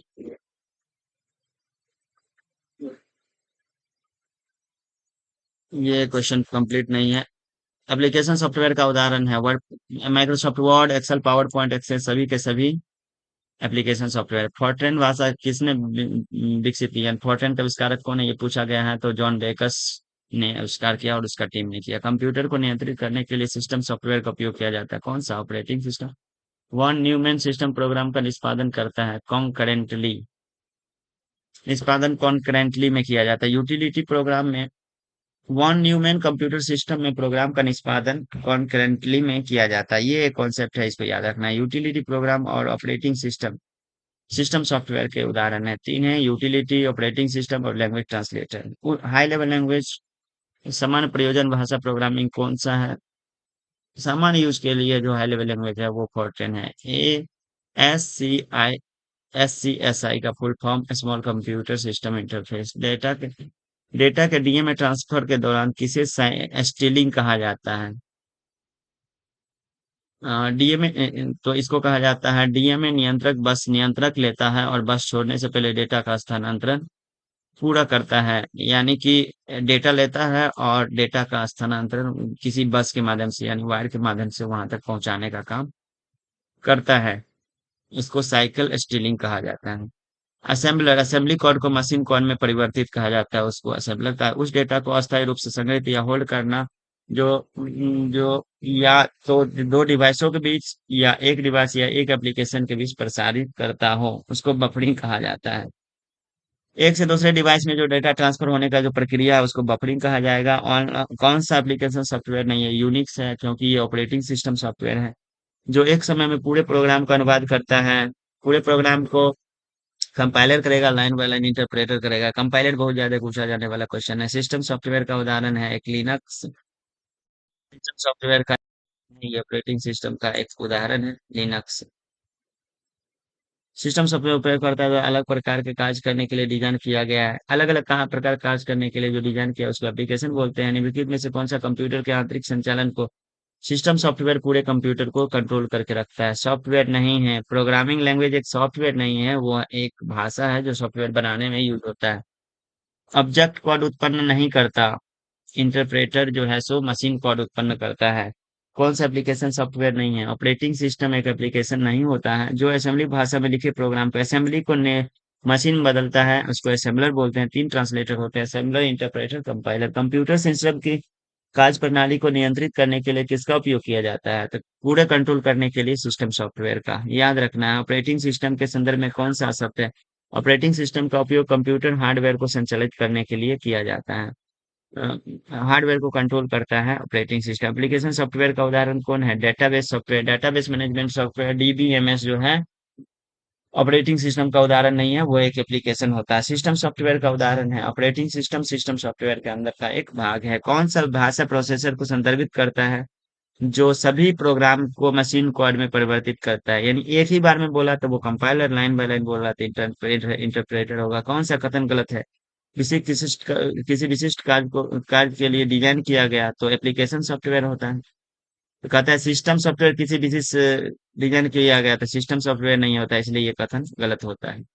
एप्लीकेशन होता है जो कोई स्पेशल काम के लिए। इंटरनेट क्लाइंट साइड इंटरएक्टिविटी के लिए गलत स्क्रिप्टिंग भाषा की पहचान करें। अकॉर्डिंग टू ऑप्शन, ये जो है सो फॉर्ट्रन एक इस सबसे अलग भाषा है। याद रखना है सभी इंटरनेट बनाने वाले सॉफ्टवेयर हैं, परंतु एप्लीकेशन बनाने का काम ये एक फॉर्ट्रन करता है जो इंटरनेट बनाने वाला सॉफ्टवेयर नहीं है। ये सब ऑब्जेक्ट ओरिएंटेड भाषा है और ये बिना object oriented high level language. Assembly source code को मशीन कोड में बदलता है, उसको असेंबलर कहते हैं। एप्लीकेशन सॉफ्टवेयर में कौन सा शब्द है? इसका उद्देश्य विशिष्ट कार्य स्पेशल किसी खास काम के लिए बनाए गए सॉफ्टवेयर को एप्लीकेशन कहते हैं। डाटा स्टोरेज को मध्यवर्ती कोड बदलता है, उस पर मध्यवर्ती कोड को मशीन कोड में बदलता है। यानी कोई डेटा सोर्स जो है उसको मशीन कोड में बदलने का काम अकॉर्डिंग।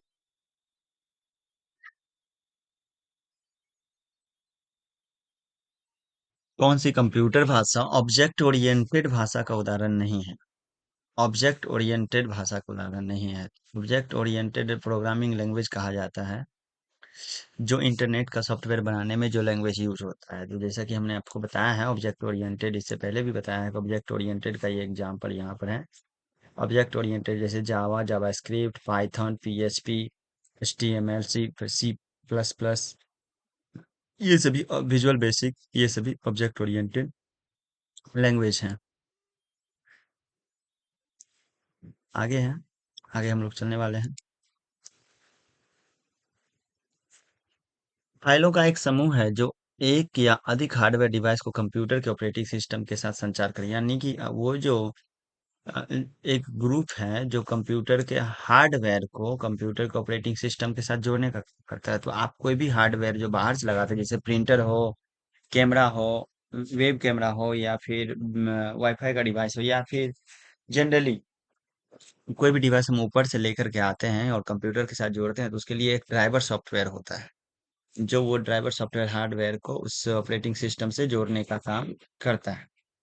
यहाँ पर डिवाइस ड्राइवर उसको कहा जाएगा। यानी कि प्रिंटर आप लगाते हैं तो उसके लिए एक सॉफ्टवेयर होता है जो कंप्यूटर में आकर के इंस्टॉल होता है और फिर जुड़ता है, जैसे प्रिंटिंग का काम। यानी हार्डवेयर आपका कंप्यूटर के सॉफ्टवेयर के साथ जुड़ जाते हैं।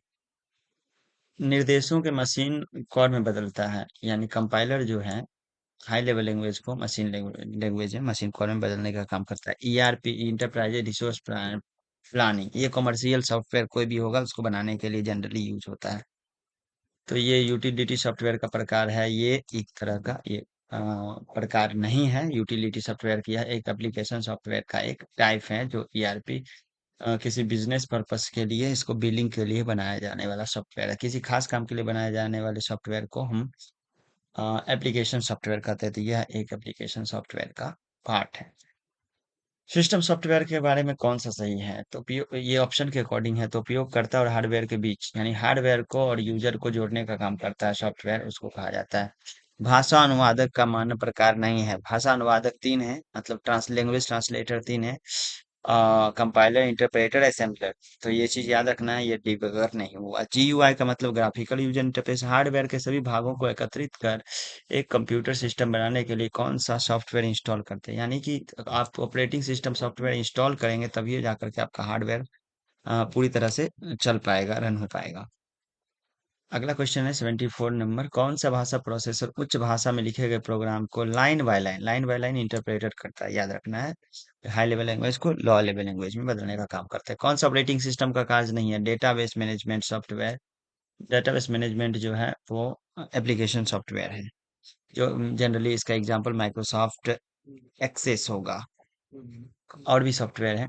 कौन सा सामान्य प्रयोजन एप्लीकेशन सॉफ्टवेयर नहीं है? जावा एक लैंग्वेज है, सॉफ्टवेयर नहीं है। प्रोग्राम लाइन दर लाइन अनुवाद करता है, तो फिर से लाइन दर लाइन आया तो इंटरप्रेटर करता है। डीबीएमएस का full form database management system होता है। असेंबली को मशीन में बदलने के लिए असेंबलर होता है। याद रखना, एक ही क्वेश्चन बार बार आ रहा है तो आपको ऊपर से 10-20 क्वेश्चन, 20-25 क्वेश्चन आप याद कर लें तो नीचे का लगभग क्वेश्चन वही रिपीट हो रहा है। कौन सा ऑपरेटिंग सिस्टम नहीं है? तो डेटाबेस मैनेजमेंट सॉफ्टवेयर थोड़ा देर पहले पूछा गया था, ये ऑपरेटिंग सिस्टम नहीं है, ये एप्लीकेशन सॉफ्टवेयर है जो माइक्रोसॉफ्ट एक्सेस होता है। सोर्स प्रोग्राम क्या है? हाई लेवल लैंग्वेज को मशीन लेवल लैंग्वेज में परिवर्तित करता है, यानी हाई लेवल लैंग्वेज को जनरली सोर्स प्रोग्राम कहा जाता है। लंबाई, अक्षर और संख्या में कोई प्रतिबंध नहीं है। यानी पासवर्ड जो होता है ना, केस सेंसिटिव होता है, यानी कोई अपर केस या लोअर केस में लिखे हैं, यानी आप छोटा अक्षर में लिखे हैं, बड़ा केस में बड़ा अक्षर में पासवर्ड दीजिएगा तो गलत ले लेगा। सॉफ्टवेयर किसे माना जाता है? तो ऑपरेटिंग सिस्टम को। सब ये ऑप्शन के अकॉर्डिंग है। प्रोग्राम को आंतरिक मशीन प्रोग्रामर डैश प्रोग्रामर को मशीन को आंतरिक रूप से निम्नतर की भाषा के सिंटैक्स का उपयोग करके करने का निर्देश देने की अनुमति देता है जो पढ़ने योग्य। यानी assembler, according to option, assembler एक ऐसे ट्रांसलेटर है जो मशीन की भाषा में ला देता है, जिससे समझना आसान हो जाता है मशीन के लिए। Object oriented, popular object oriented भाषा सी प्लस प्लस है। कौन सा एप्लीकेशन सॉफ्टवेयर नहीं है? तो उबंटू एक ऑपरेटिंग सिस्टम सॉफ्टवेयर है। यानी कि आप ऑपरेटिंग सिस्टम का नाम याद रखें, सारे एप्लीकेशन सॉफ्टवेयर यूं ही याद हो जाएंगे, यानी कि Linux, Unix, Windows, Android, DOS, Ubuntu, ये पांच छह ऑपरेटिंग सिस्टम याद रखें, उसके बाद जो है वो सारे सारे एप्लीकेशन में डाल सकते हैं। एप्लीकेशन सॉफ्टवेयर के लिए शब्द कौन सा है? तो उपयोगकर्ताओं को विशेष काम के लिए जो सॉफ्टवेयर बनाया गया होता है उसको एप्लीकेशन सॉफ्टवेयर कहते हैं। ऑपरेटिंग सिस्टम का चयन करें। ऑपरेटिंग सिस्टम का चयन करें तो एम एस डॉस एक ऑपरेटिंग सिस्टम सॉफ्टवेयर है। आईओएस, यूनिक्स, लिनक्स और विंडोज जैसे सॉफ्टवेयर किस प्रकार के सॉफ्टवेयर हैं? तो जैसे आपको बताया गया है, ये सभी ऑपरेटिंग सिस्टम सॉफ्टवेयर के एग्जाम्पल हैं। कंप्यूटर के, अगला क्वेश्चन, कंप्यूटर के सभी संसाधनों को मैनेज करने वाले प्रोग्राम ऑपरेटिंग सिस्टम, यानी सेटिंग का काम, मैनेजमेंट का काम और नेटवर्किंग का काम, हार्डवेयर को कंट्रोल करने का काम, सारे के सारे ऑपरेटिंग सिस्टम सॉफ्टवेयर ही करते हैं। निम्न स्तर प्रोग्राम को मशीन कोड में असेंबलर बदलता है। निम्न स्तर भाषा, लॉ लेवल लैंग्वेज दो होते हैं, एक मशीन कोड और एक असेंबली लेवल लैंग्वेज। तो ये असेंबलर जो है असेंबली लेवल लैंग्वेज को मशीन कोड में कन्वर्ट करने का काम करता है। असेंबली लेवल लैंग्वेज और मशीन कोड को छोड़ करके सभी हाई लेवल लैंग्वेज है। एक ऑपरेटिंग सिस्टम का कार्य नहीं है, सॉफ्टवेयर मैनेजमेंट ऑपरेटिंग सिस्टम का कार्य नहीं है। विषम चुने, बूटस्ट्रैप, पाइथन, सी, जावा, ये सभी ऑब्जेक्ट ओरिएंटेड प्रोग्रामिंग लैंग्वेज हैं। तो ये एक अलग है, इसलिए इस तीनों से अलग है। कर्नेल क्या है? ऑपरेटिंग सिस्टम का एक भाग होता है कर्नेल, जो बेस भाग होता है, मतलब मुख्य आधार भाग होता है। एक कंपाइलर आमतौर पर सोर्स कोड को मशीन कोड बदलता है, यानी हाई लेवल लैंग्वेज को मशीन लेवल लैंग्वेज में बदलता है। कितने स्टेप? पीछे बताया गया है कि 6 स्टेप का यूज कंपाइलर करता है। उच्च स्तरीय भाषा नहीं है, असेंबली भाषा, असेंबली लैंग्वेज एक law level language. Web browser नहीं है, एम एस एक्सेस एक एप्लीकेशन सॉफ्टवेयर है। माइक्रोसॉफ्ट एक्सेस ये एक वेब ब्राउजर नहीं है। वैसे जितने भी वेब ब्राउजर हैं वो सारे के सारे एप्लीकेशन सॉफ्टवेयर हैं। इंटरनेट का एप्लीकेशन नहीं है। 3D प्रिंटिंग प्रिंटिंग एक टेक्नोलॉजी है, यह इंटरनेट का सॉफ्टवेयर नहीं है। कौन सा एप्लीकेशन सॉफ्टवेयर का उदाहरण कौन सा है? वर्ड प्रोसेसर, ये है एक एप्लीकेशन सॉफ्टवेयर का, यानी माइक्रोसॉफ्ट वर्ड एप्लीकेशन सॉफ्टवेयर का एग्जाम्पल है। प्रत्येक सॉफ्टवेयर, यानी जो भी, ये बहुत इंपॉर्टेंट है, इसको याद रखना है, प्रत्येक सॉफ्टवेयर डैश फाइल के साथ आती है। सॉफ्टवेयर फाइल जो होता है डॉट ई एक्स ई, यहाँ अगर डॉट नहीं लगा हुआ तो आपको याद रखना है डॉट ई एक्स ई, इसका फुल फॉर्म होता है एग्जीक्यूटेबल फाइल। यानी ई एक्स ई का फुल फॉर्म होता है E X E C U T ए,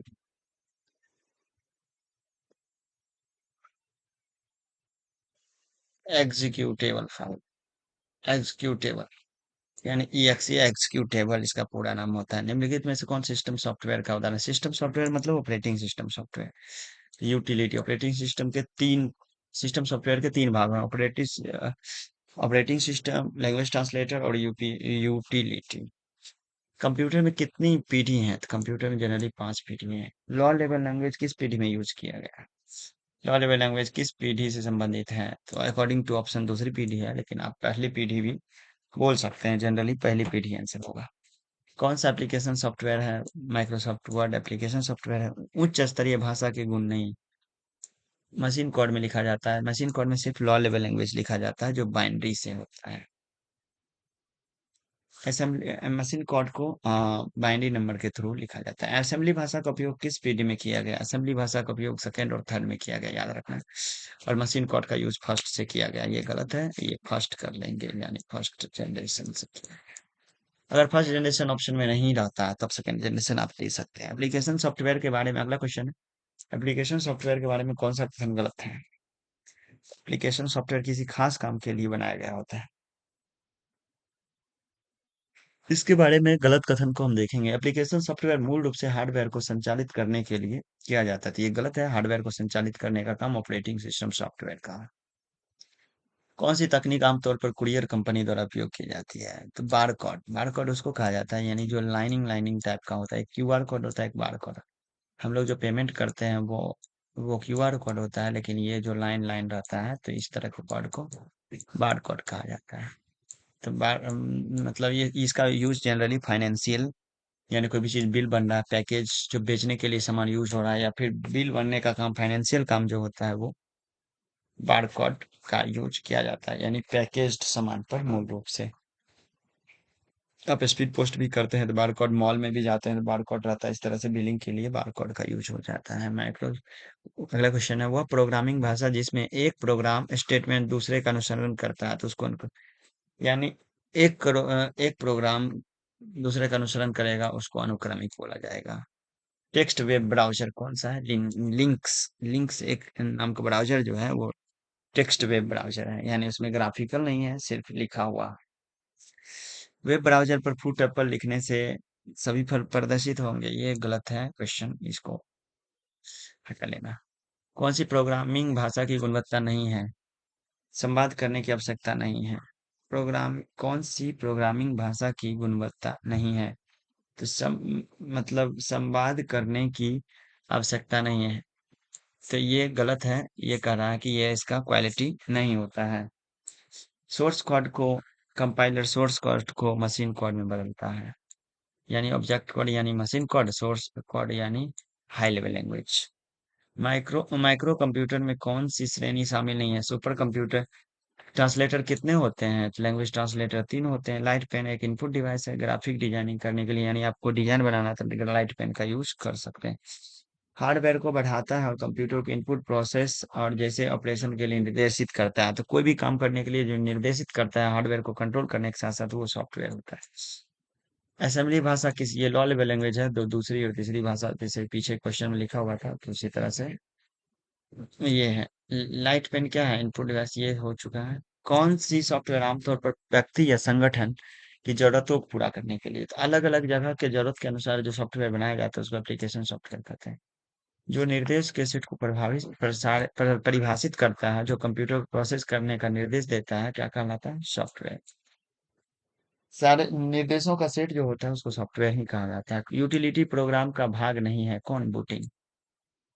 एक पूर्ण योजक कार्यान्वित किया जा सकता है, दो आधे योजक, और ये प्रोग्रामिंग का लैंग्वेज है, इसको याद कर लेना। एक पूर्ण योजक तब होगा जो आधे योजक को जोड़ दें, दो आधे योजक को जोड़ेंगे तो एक पूर्ण योजक बनेगा। ये भी उस तरह का है प्रोग्रामिंग से रिलेटेड। वॉइस स्विंग प्रकार का सॉफ्टवेयर कौन सा है? लेटेक्स। शेयरवेयर क्या है? एक सॉफ्टवेयर जो अपने प्रदर्शन मूल्यांकन के लिए निःशुल्क प्रचार के रूप में अगर कोई सॉफ्टवेयर को डिस्ट्रीब्यूट किया जाता है तो उस सॉफ्टवेयर को शेयरवेयर कहा जाता है।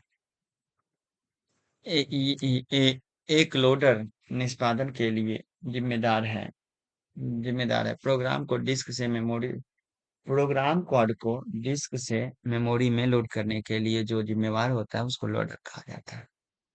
इस तरह से आपका लैंग्वेज खत्म हुआ, सॉफ्टवेयर खत्म हुआ, और लैंग्वेज ट्रांसलेटर खत्म हुआ, और उसके बाद मेमोरी खत्म हुआ। तो अगला सेक्शन में आगे चलते हैं, हार्डवेयर के बारे में देखते हैं। डेजी व्हील प्रिंटर का एक उदाहरण है। प्रिंटर के बारे में जानने के लिए आप प्रिंटर को एक बार थोड़ा सा पढ़ लें। आगे जाएंगे तो यहाँ पर आपको प्रिंटर मिलेगा, यहाँ पर देख लें। हार्डवेयर के बारे में और देख लें। हार्डवेयर में इनपुट भी आएगा, आउटपुट भी आएगा, और प्रिंटर भी आएगा। जनरल प्रिंटर तो आउटपुट ही। इनपुट डिवाइस आपको पता है, इनपुट डिवाइस वैसा डिवाइस जो कंप्यूटर में जिसके द्वारा हम काम देते हैं, इनपुट कहलाता है। जो रिजल्ट बाहर निकालता है, कंप्यूटर के सारे कंपोनेंट को डिवाइस बोलते हैं। सारे हार्डवेयर को डिवाइस बोलते हैं। और उसमें काम के अनुसार तीन भागों में बांटा गया है, इनपुट डिवाइस, प्रोसेसिंग डिवाइस और आउटपुट डिवाइस। तो इनपुट डिवाइस वैसा डिवाइस जिसके द्वारा, यानी कंप्यूटर का वैसा पार्ट जिसके द्वारा कंप्यूटर में हम काम देते हैं, तो इनपुट कहलाएगा, और जिसके द्वारा रिजल्ट बाहर निकलता है वो आउटपुट कहलाता है। तो इनपुट डिवाइस कौन है? कीबोर्ड है, माउस है, जॉयस्टिक है, लाइट पेन है, ट्रैक बॉल मतलब माउस की तरह होता है जिसमें बॉल लगा होता है, स्कैनर है, कोई भी scanner, QR code scanner, bar code scanner, या फिर बायोमेट्रिक्स, सभी के सभी। माइक्रोफोन को माइक भी हम लोग कहते हैं, जिसे बोला जाता है माइक। तो इनपुट डिवाइस है MICR, मैग्नेटिक कैरेक्टर रिकॉग्निशन। एक हम शॉर्टकट और फुल फॉर्म की क्लास हम करवाएंगे, तो आप ध्यान देना उसमें, ये सारे चीज मैग्नेटिक इंक कैरेक्टर रिकॉग्निशन, वैसे ही इसका फुल फॉर्म होगा। OCR optical character reader, BCR barcode reader, OMR optical mark recognition, digitiser, touch pen, touch screen, biometric camera, ये सभी इनपुट डिवाइस हैं। CPU के जनरली तीन भाग होते हैं, ALU, CU और MU। इसके बारे में, इनपुट डिवाइस आउटपुट डिवाइस के बारे में एक वीडियो बनाया गया है कंप्लीट, आप उसको देखें अच्छे से तो वो क्लियर हो जाएगा। और CPU के बारे में भी है, उस वीडियो को देख लें तो क्लियर हो जाएगा। हम चल रहे हैं इनपुट डिवाइस में, चलते हैं आउटपुट डिवाइस में। इनपुट डिवाइस के एग्जांपल आप देख लिया आउटपुट डिवाइस में। आउटपुट डिवाइस का सबसे जबरदस्त एग्जांपल मॉनिटर है। यहाँ पर CRT का पूरा नाम याद रखना है, LCD LED का पूरा नाम रखना है याद। प्रिंटर दो प्रकार के होते हैं, इम्पैक्ट प्रिंटर और नॉन इम्पैक्ट। जो पेपर को टच करके प्रिंट करता है इम्पैक्ट, और जो बिना टच किए हुए प्रिंट करता है नॉन इम्पैक्ट प्रिंटर होता है। इम्पैक्ट प्रिंटर के उदाहरण हैं dot mix printer, line printer, daisy wheel printer, ये सभी इम्पैक्ट के उदाहरण हैं। और यहाँ पर laser printer, inkjet printer, plotter, ये सभी नॉन इम्पैक्ट के उदाहरण हैं। ये प्रिंटर इनपुट आउटपुट CPU के बारे में एक वीडियो है, उसको अच्छे से देखें तो आपका ये कॉन्सेप्ट पूरा क्लियर हो जाएगा। इसी आधार पर अभी हम चलने वाले हैं। स्पीकर, प्रोजेक्टर, ये सभी आउटपुट डिवाइस हैं। प्लॉटर उसको कहा जाता है, तो इससे क्वेश्चन अक्सर पूछा जाता है, ग्राफिकल डिजाइन करने वाले सॉफ्टवेयर को क्या कहते हैं? ग्राफिक्स डिजाइन करने वाले सॉफ्टवेयर, यानी ग्राफिक्स डिजाइन करने वाले डिवाइस को प्रिंट करने वाले, ग्राफिकल प्रिंट करने वाले डिवाइस को क्या कहा जाता है? तो प्लॉटर को graphical printing device, graphical printer कहा जाता है। अब हम चलते हैं क्वेश्चन की ओर। डेजी व्हील प्रिंटर का उदाहरण है। तो यह एक डेजी व्हील एक प्रिंटर है, कौन सा इनपुट डिवाइस है? According to option, headphone input device है। इनपुट आउटपुट कंट्रोल क्या है? जो इनपुट आउट को कंट्रोल करता है उसको इनपुट आउटपुट। ALU का full form arithmetic logical unit. Mouse का आविष्कार किसने किया? डगलस एंजलबर्ट है, जो याद रखना है, माउस का आविष्कार पूछ सकता है। एक नेटवर्किंग डिवाइस है कीबोर्ड, इनपुट डिवाइस है कीबोर्ड। आप इनपुट डिवाइस आउटपुट डिवाइस याद कर लें, अक्सर इसमें से दो तीन क्वेश्चन प्रत्येक एग्जाम में पूछ दिया जाता है, तो इसको याद रखना है। TFT एक स्क्रीन टेक्नोलॉजी है, तो थिन फिल्म ट्रांजिस्टर इसका फुल फॉर्म होता है। कौन सा प्रिंटर टोनर का उपयोग करता है? Laser printer toner. की क्वेश्चन खूब पूछा जाता है, laser printer toner. GPT disk में कितने पार्टीशन होते हैं? तो 128 होते हैं, याद रखना। जॉयस्टिक एक इनपुट डिवाइस है, गेमिंग खेलने के लिए इस डिवाइस का यूज किया जाता है। बहुत ज्यादा पूछा जाता है जॉयस्टिक का, गेम के क्षेत्र में किसका यूज किया जाता है, किस डिवाइस का? जॉयस्टिक। हैप्टिक इनपुट डिवाइस संबंधित है टच स्क्रीन और साउंड पर जो टच स्क्रीन हो, या साउंड पर जो ऑपरेट करने वाला जो होगा, या फिर वैसा डिवाइस जो साउंड से, स्पीक रिकॉग्नाइजर से, या फिर टच करने से काम करता है, तो उसको हैप्टिक इनपुट डिवाइस का कहा जाता है। मीडिया एक केबल है, MIDI एक केबल है, जिसका उपयोग जो है सो संगीत में किया जाता है, यानी संगीत म्यूजिकल इंस्ट्रूमेंट को अगर कंप्यूटर से जोड़ना चाहते हैं उसके लिए MIDI केबल का यूज किया जाता है। किसी उत्तर पुस्तिका में काले काले और सफेद रंग के चिन्हों को पहचानने के लिए OMR, यानी आपने जो ब्लैक कलर से रंगते हैं, गोल गोल करते हैं, तो वो OMR कहा जाता है। उसको पहचानने के लिए जो होता है उसी को OMR मशीन, यानी OMR मशीन का नाम है। OMR शीट पर हम लोग सफेद गोला गोला करते हैं, सॉरी ब्लैक गोल गोल करते हैं, यानी रंगते हैं। उसको रीड करने का काम OMR करता है। OMR पेपर के इंफॉर्मेशन को रीड करके कंप्यूटर में देता है, इसलिए ये इनपुट डिवाइस है। अगला क्वेश्चन है, इंटरनेट की सेवा शुरू करने के लिए कौन सी अनिवार्य नहीं है? तो प्रिंटर। अगर प्रिंटर नहीं रहता है तब भी आप इंटरनेट चला सकते हैं, भले प्रिंट नहीं कर सकते। हार्डवेयर नहीं है, माइक्रोसॉफ्ट वर्ड एक सॉफ्टवेयर है। आधुनिक कंप्यूटर में प्रयुक्त सेंसर उदाहरण है इनपुट डिवाइस। सेंसर के माध्यम से इनपुट का काम होता है, जो कंप्यूटर को बताता है कि ये है। एमोलेड, आजकल डिस्प्ले टेक्नोलॉजी में एमोलेड बहुत यूज करने वाला वर्ड है, तो एमोलेड का फुल फॉर्म होता है active matrix organic light emitting diode, याद रखना। इम्पैक्ट प्रिंटर की मुद्रण गति सबसे तेज में लाइन प्रिंटर का होता है सबसे तेज। इनपुट डिवाइस नहीं है, प्रिंटर इनपुट डिवाइस नहीं है, ये आउटपुट है। ऑप्टिकल डिवाइस वैसा डिवाइस जो लाइट सेंसिटिव होता है, उस डिवाइस को ऑप्टिकल डिवाइस कहते हैं। यहाँ पर लाइट पेन है, माउस है, सभी ऑप्टिकल डिवाइस है, या ट्रैक बॉल। कंप्यूटर का उपयोग की जाने वाली एक विशेष इनपुट आउटपुट बस कौन सी है? सिंक्रोनस और प्रॉपर्टीज, ये इनपुट आउटपुट कंप्यूटर द्वारा यूज किया जाने वाला बस है। आउटपुट यूनिट का कार्य क्या है? एक डेटा को यूजर रीडेबल मोड में परिवर्तित करता है, यानी आउटपुट वो देता है जो आप पढ़ सकते हैं, वही निकलता है। तो यही आउटपुट यूनिट का, आउटपुट डिवाइस का काम ये है कि आप जो यूजर है वो आसानी से पढ़ सके, समझ सके, उस लैंग्वेज में, उस भाषा में बाहर आउटपुट करना। कंप्यूटर का आउटपुट डिवाइस प्रिंटर है। कंप्यूटर प्रोसेस में क्या होना चाहिए? प्रोसेसर में क्या होना चाहिए? प्रोसेसर में एएलयू होता है, सीयू होता है, एमयू होता है। एमयू यानी कि रजिस्टर को कहा जाएगा। आउटपुट डिवाइस नहीं है कीबोर्ड, कीबोर्ड क्योंकि इनपुट डिवाइस है। इनपुट डिवाइस का उपयोग किया जाता है कंप्यूटर में काम देने के लिए, यानी डेटा दर्ज करने और प्रक्रिया के लिए भेजने के लिए, यानी प्रोसेसिंग के लिए भेजने के लिए यूज होता है डिवाइस इनपुट। सॉफ्टवेयर को एक विशेष कार्य के लिए निर्माण निर्माण किया जाता है। एक पेरिफेरल डिस्क है जिसका उपयोग ग्राफिकल प्रिंट के लिए, ग्राफिकल प्रिंट के लिए जैसा बताया गया प्लॉटर होता है। एक भाग जिसे देखा छुआ जा सकता है हार्डवेयर है। टाइप करने के लिए कीबोर्ड है। डेजी व्हील प्रिंटर का दूसरा नाम golf ball printer, daisy wheel printer को हम लोग गोल्फ बॉल प्रिंटर भी कहते हैं। लेजर प्रिंटर में किसका उपयोग नहीं किया जाता है? तो प्रिंट हेड का उपयोग नहीं किया जाता है, वो इंकजेट प्रिंटर में प्रिंट हेड का उपयोग किया जाता है। यानी जो कार्ट्रिज होता है जनरली उसको प्रिंट हेड बोला जाता है इंकजेट प्रिंटर में। डॉट मैट्रिक्स प्रिंटर की गति मापी जाती है कैरेक्टर पर सेकेंड में। डॉट मैट्रिक्स प्रिंटर की गति मापी जाती है, यहाँ पर आप देखेंगे प्रिंटर का स्पीड दिया होगा।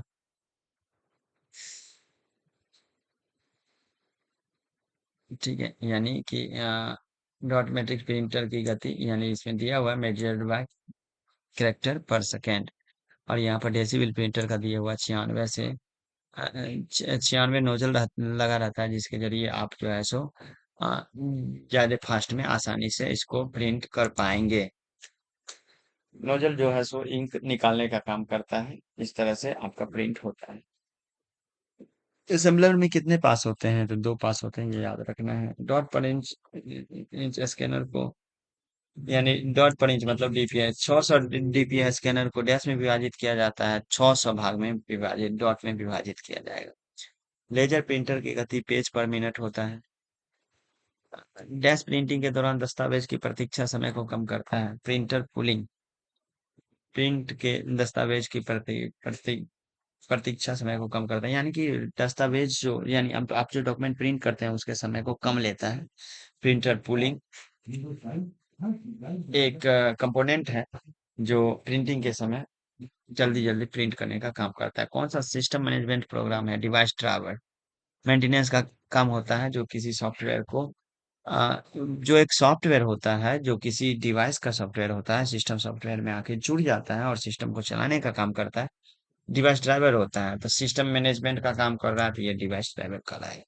कौन सा प्रिंटर कार्बन फॉर्म का उपयोग करता है? लेजर प्रिंटर कार्बन फॉर्म का उपयोग करके प्रिंट करता है। आकृतियों को कागज पर प्रिंट करने के लिए प्रक्रिया में लेजर प्रिंटर उपयोग करता है, ड्रम का उपयोग करता है, यानी बीच में एक ड्रम रहता है जिसकी सहायता से वो पेपर को दबा करके और प्रिंट करने का काम करता है। Dot matrix printer, Ben printer, impact printer के उदाहरण आप याद रखें। नॉन इम्पैक्ट के उदाहरण क्या है? तो लेजर प्रिंटर है, इंकजेट प्रिंटर है, और तीसरा प्लॉटर है। यही इम्पैक्ट प्रिंटर के उदाहरण है। कौन सा प्रिंटर स्याही फैलाना तथा रिबन को स्ट्राइक करने के लिए? तो डॉट मैट्रिक्स प्रिंटर के द्वारा रिबन पर स्ट्राइक किया जाता है और इस तरह से प्रिंट करता है। एक फोटो लेकर कंप्यूटर पर भेजने, इसके लिए किस उपकरण का उपयोग किया जाता है? तो वेब कैमरा, जो बाहर की फोटो को अंदर ले जाने का काम करता है। पॉइंटिंग डिवाइस का उदाहरण कौन सा है? माउस, माउस एक पॉइंटिंग डिवाइस है। ट्रैक बॉल है, लाइट पेन है, ये सभी पॉइंटिंग डिवाइस है।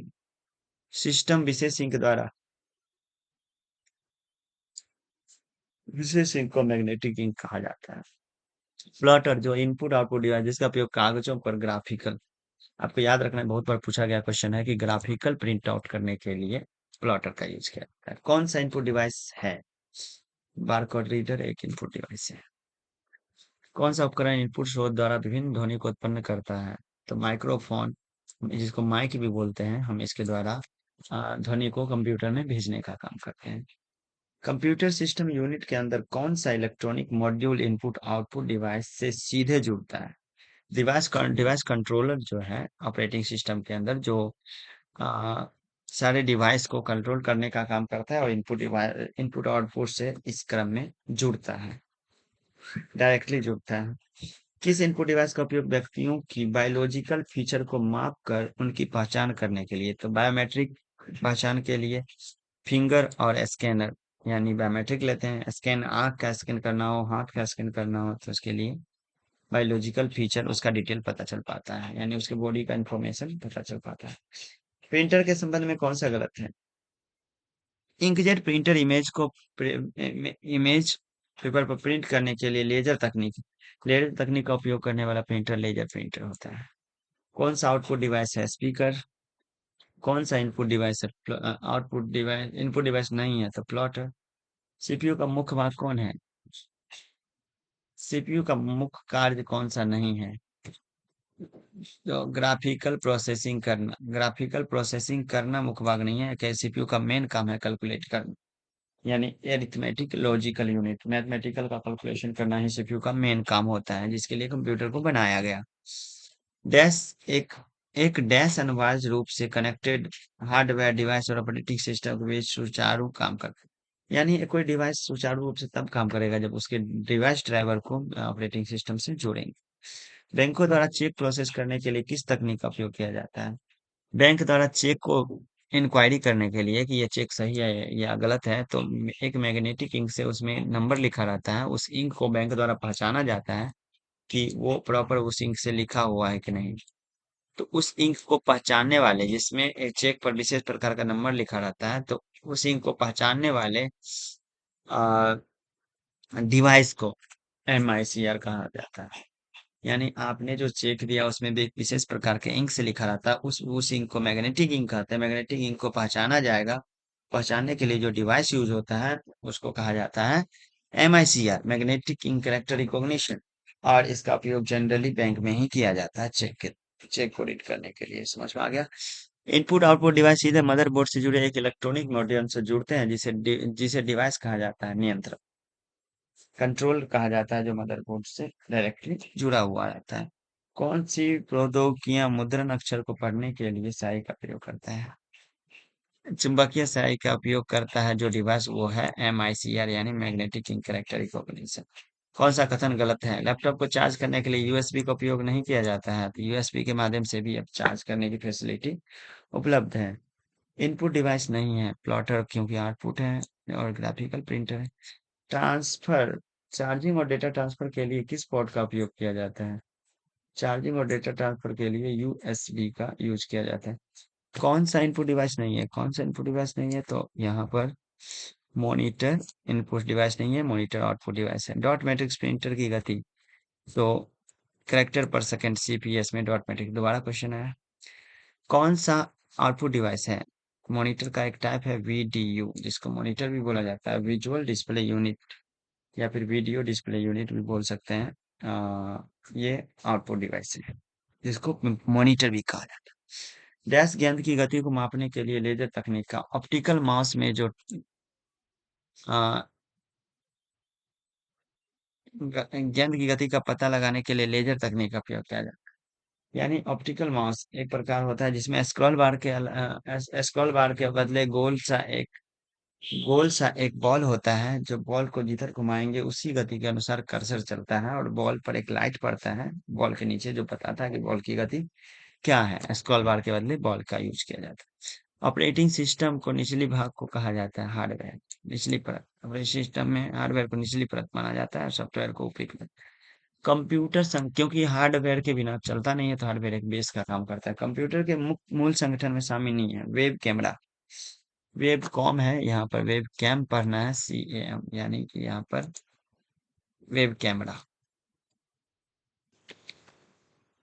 Web cam. ऑनलाइन करने के लिए उनसे कौन सी बुनियादी हार्डवेयर की आवश्यकता नहीं है? ऑनलाइन करने के लिए प्रिंटर की जरूरत नहीं है, आप बिना प्रिंटर के भी, प्रिंटर से तो सिर्फ प्रिंट करने का काम हम लोग करते हैं। अगर उसमें स्कैनर लगा होता है तो स्कैन करने का काम भी करते हैं, लेकिन स्कैनर एक अलग डिवाइस ही है।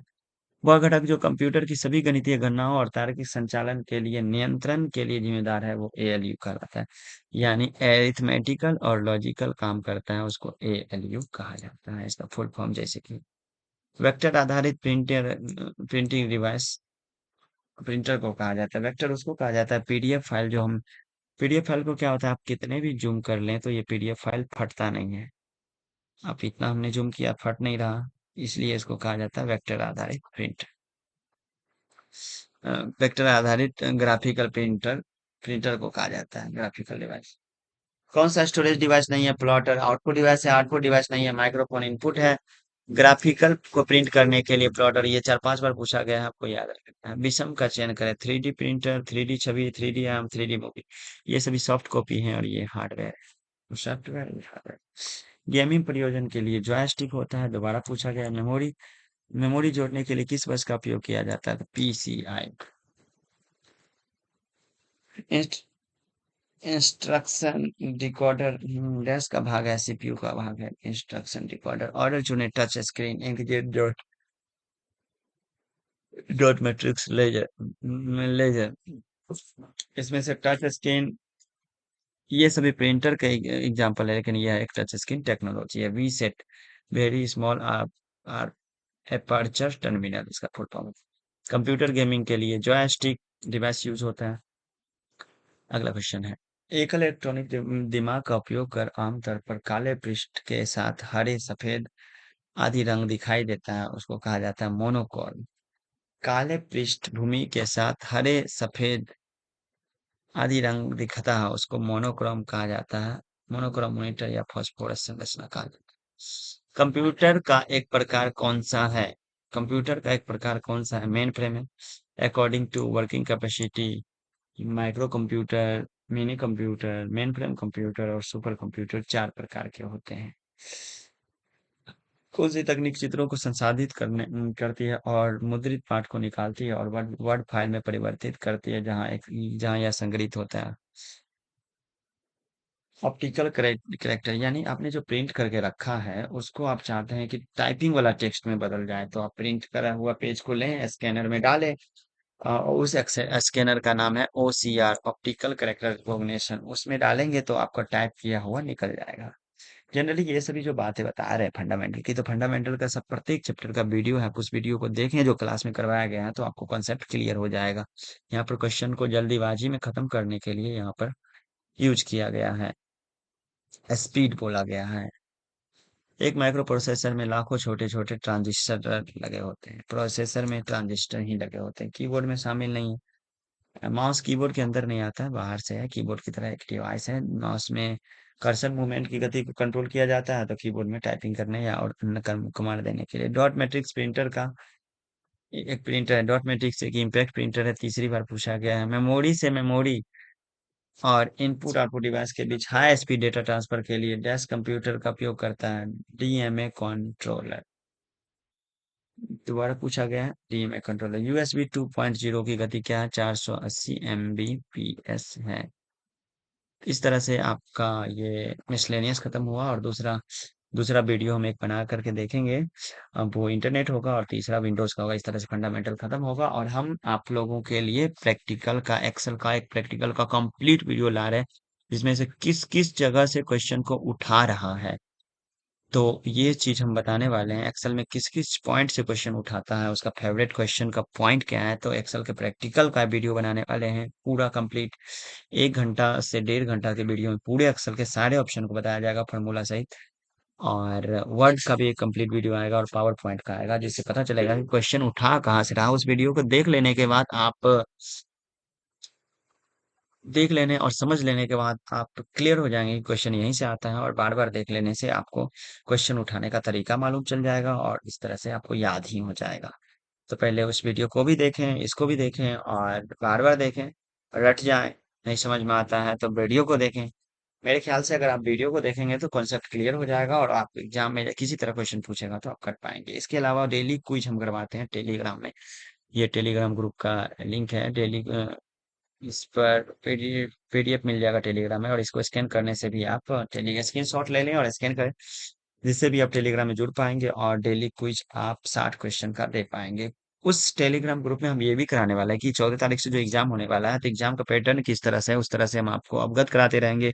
उसके अनुसार वीडियो बना के भी बताया जाएगा। इस तरह से आप तैयारी करें, अपने तैयारी को एकदम अपडेट रखें, पास तो निश्चित हो जाएंगे। तो इसके डिस्क्रिप्शन में टेलीग्राम का लिंक होगा, और जुड़ें। और आप लोगों से अपील भी है कि लोगों को शेयर भी करें और चैनल को सब्सक्राइब करें, जिससे कि और भी लोगों तक बात पहुंच पाए। Thank you.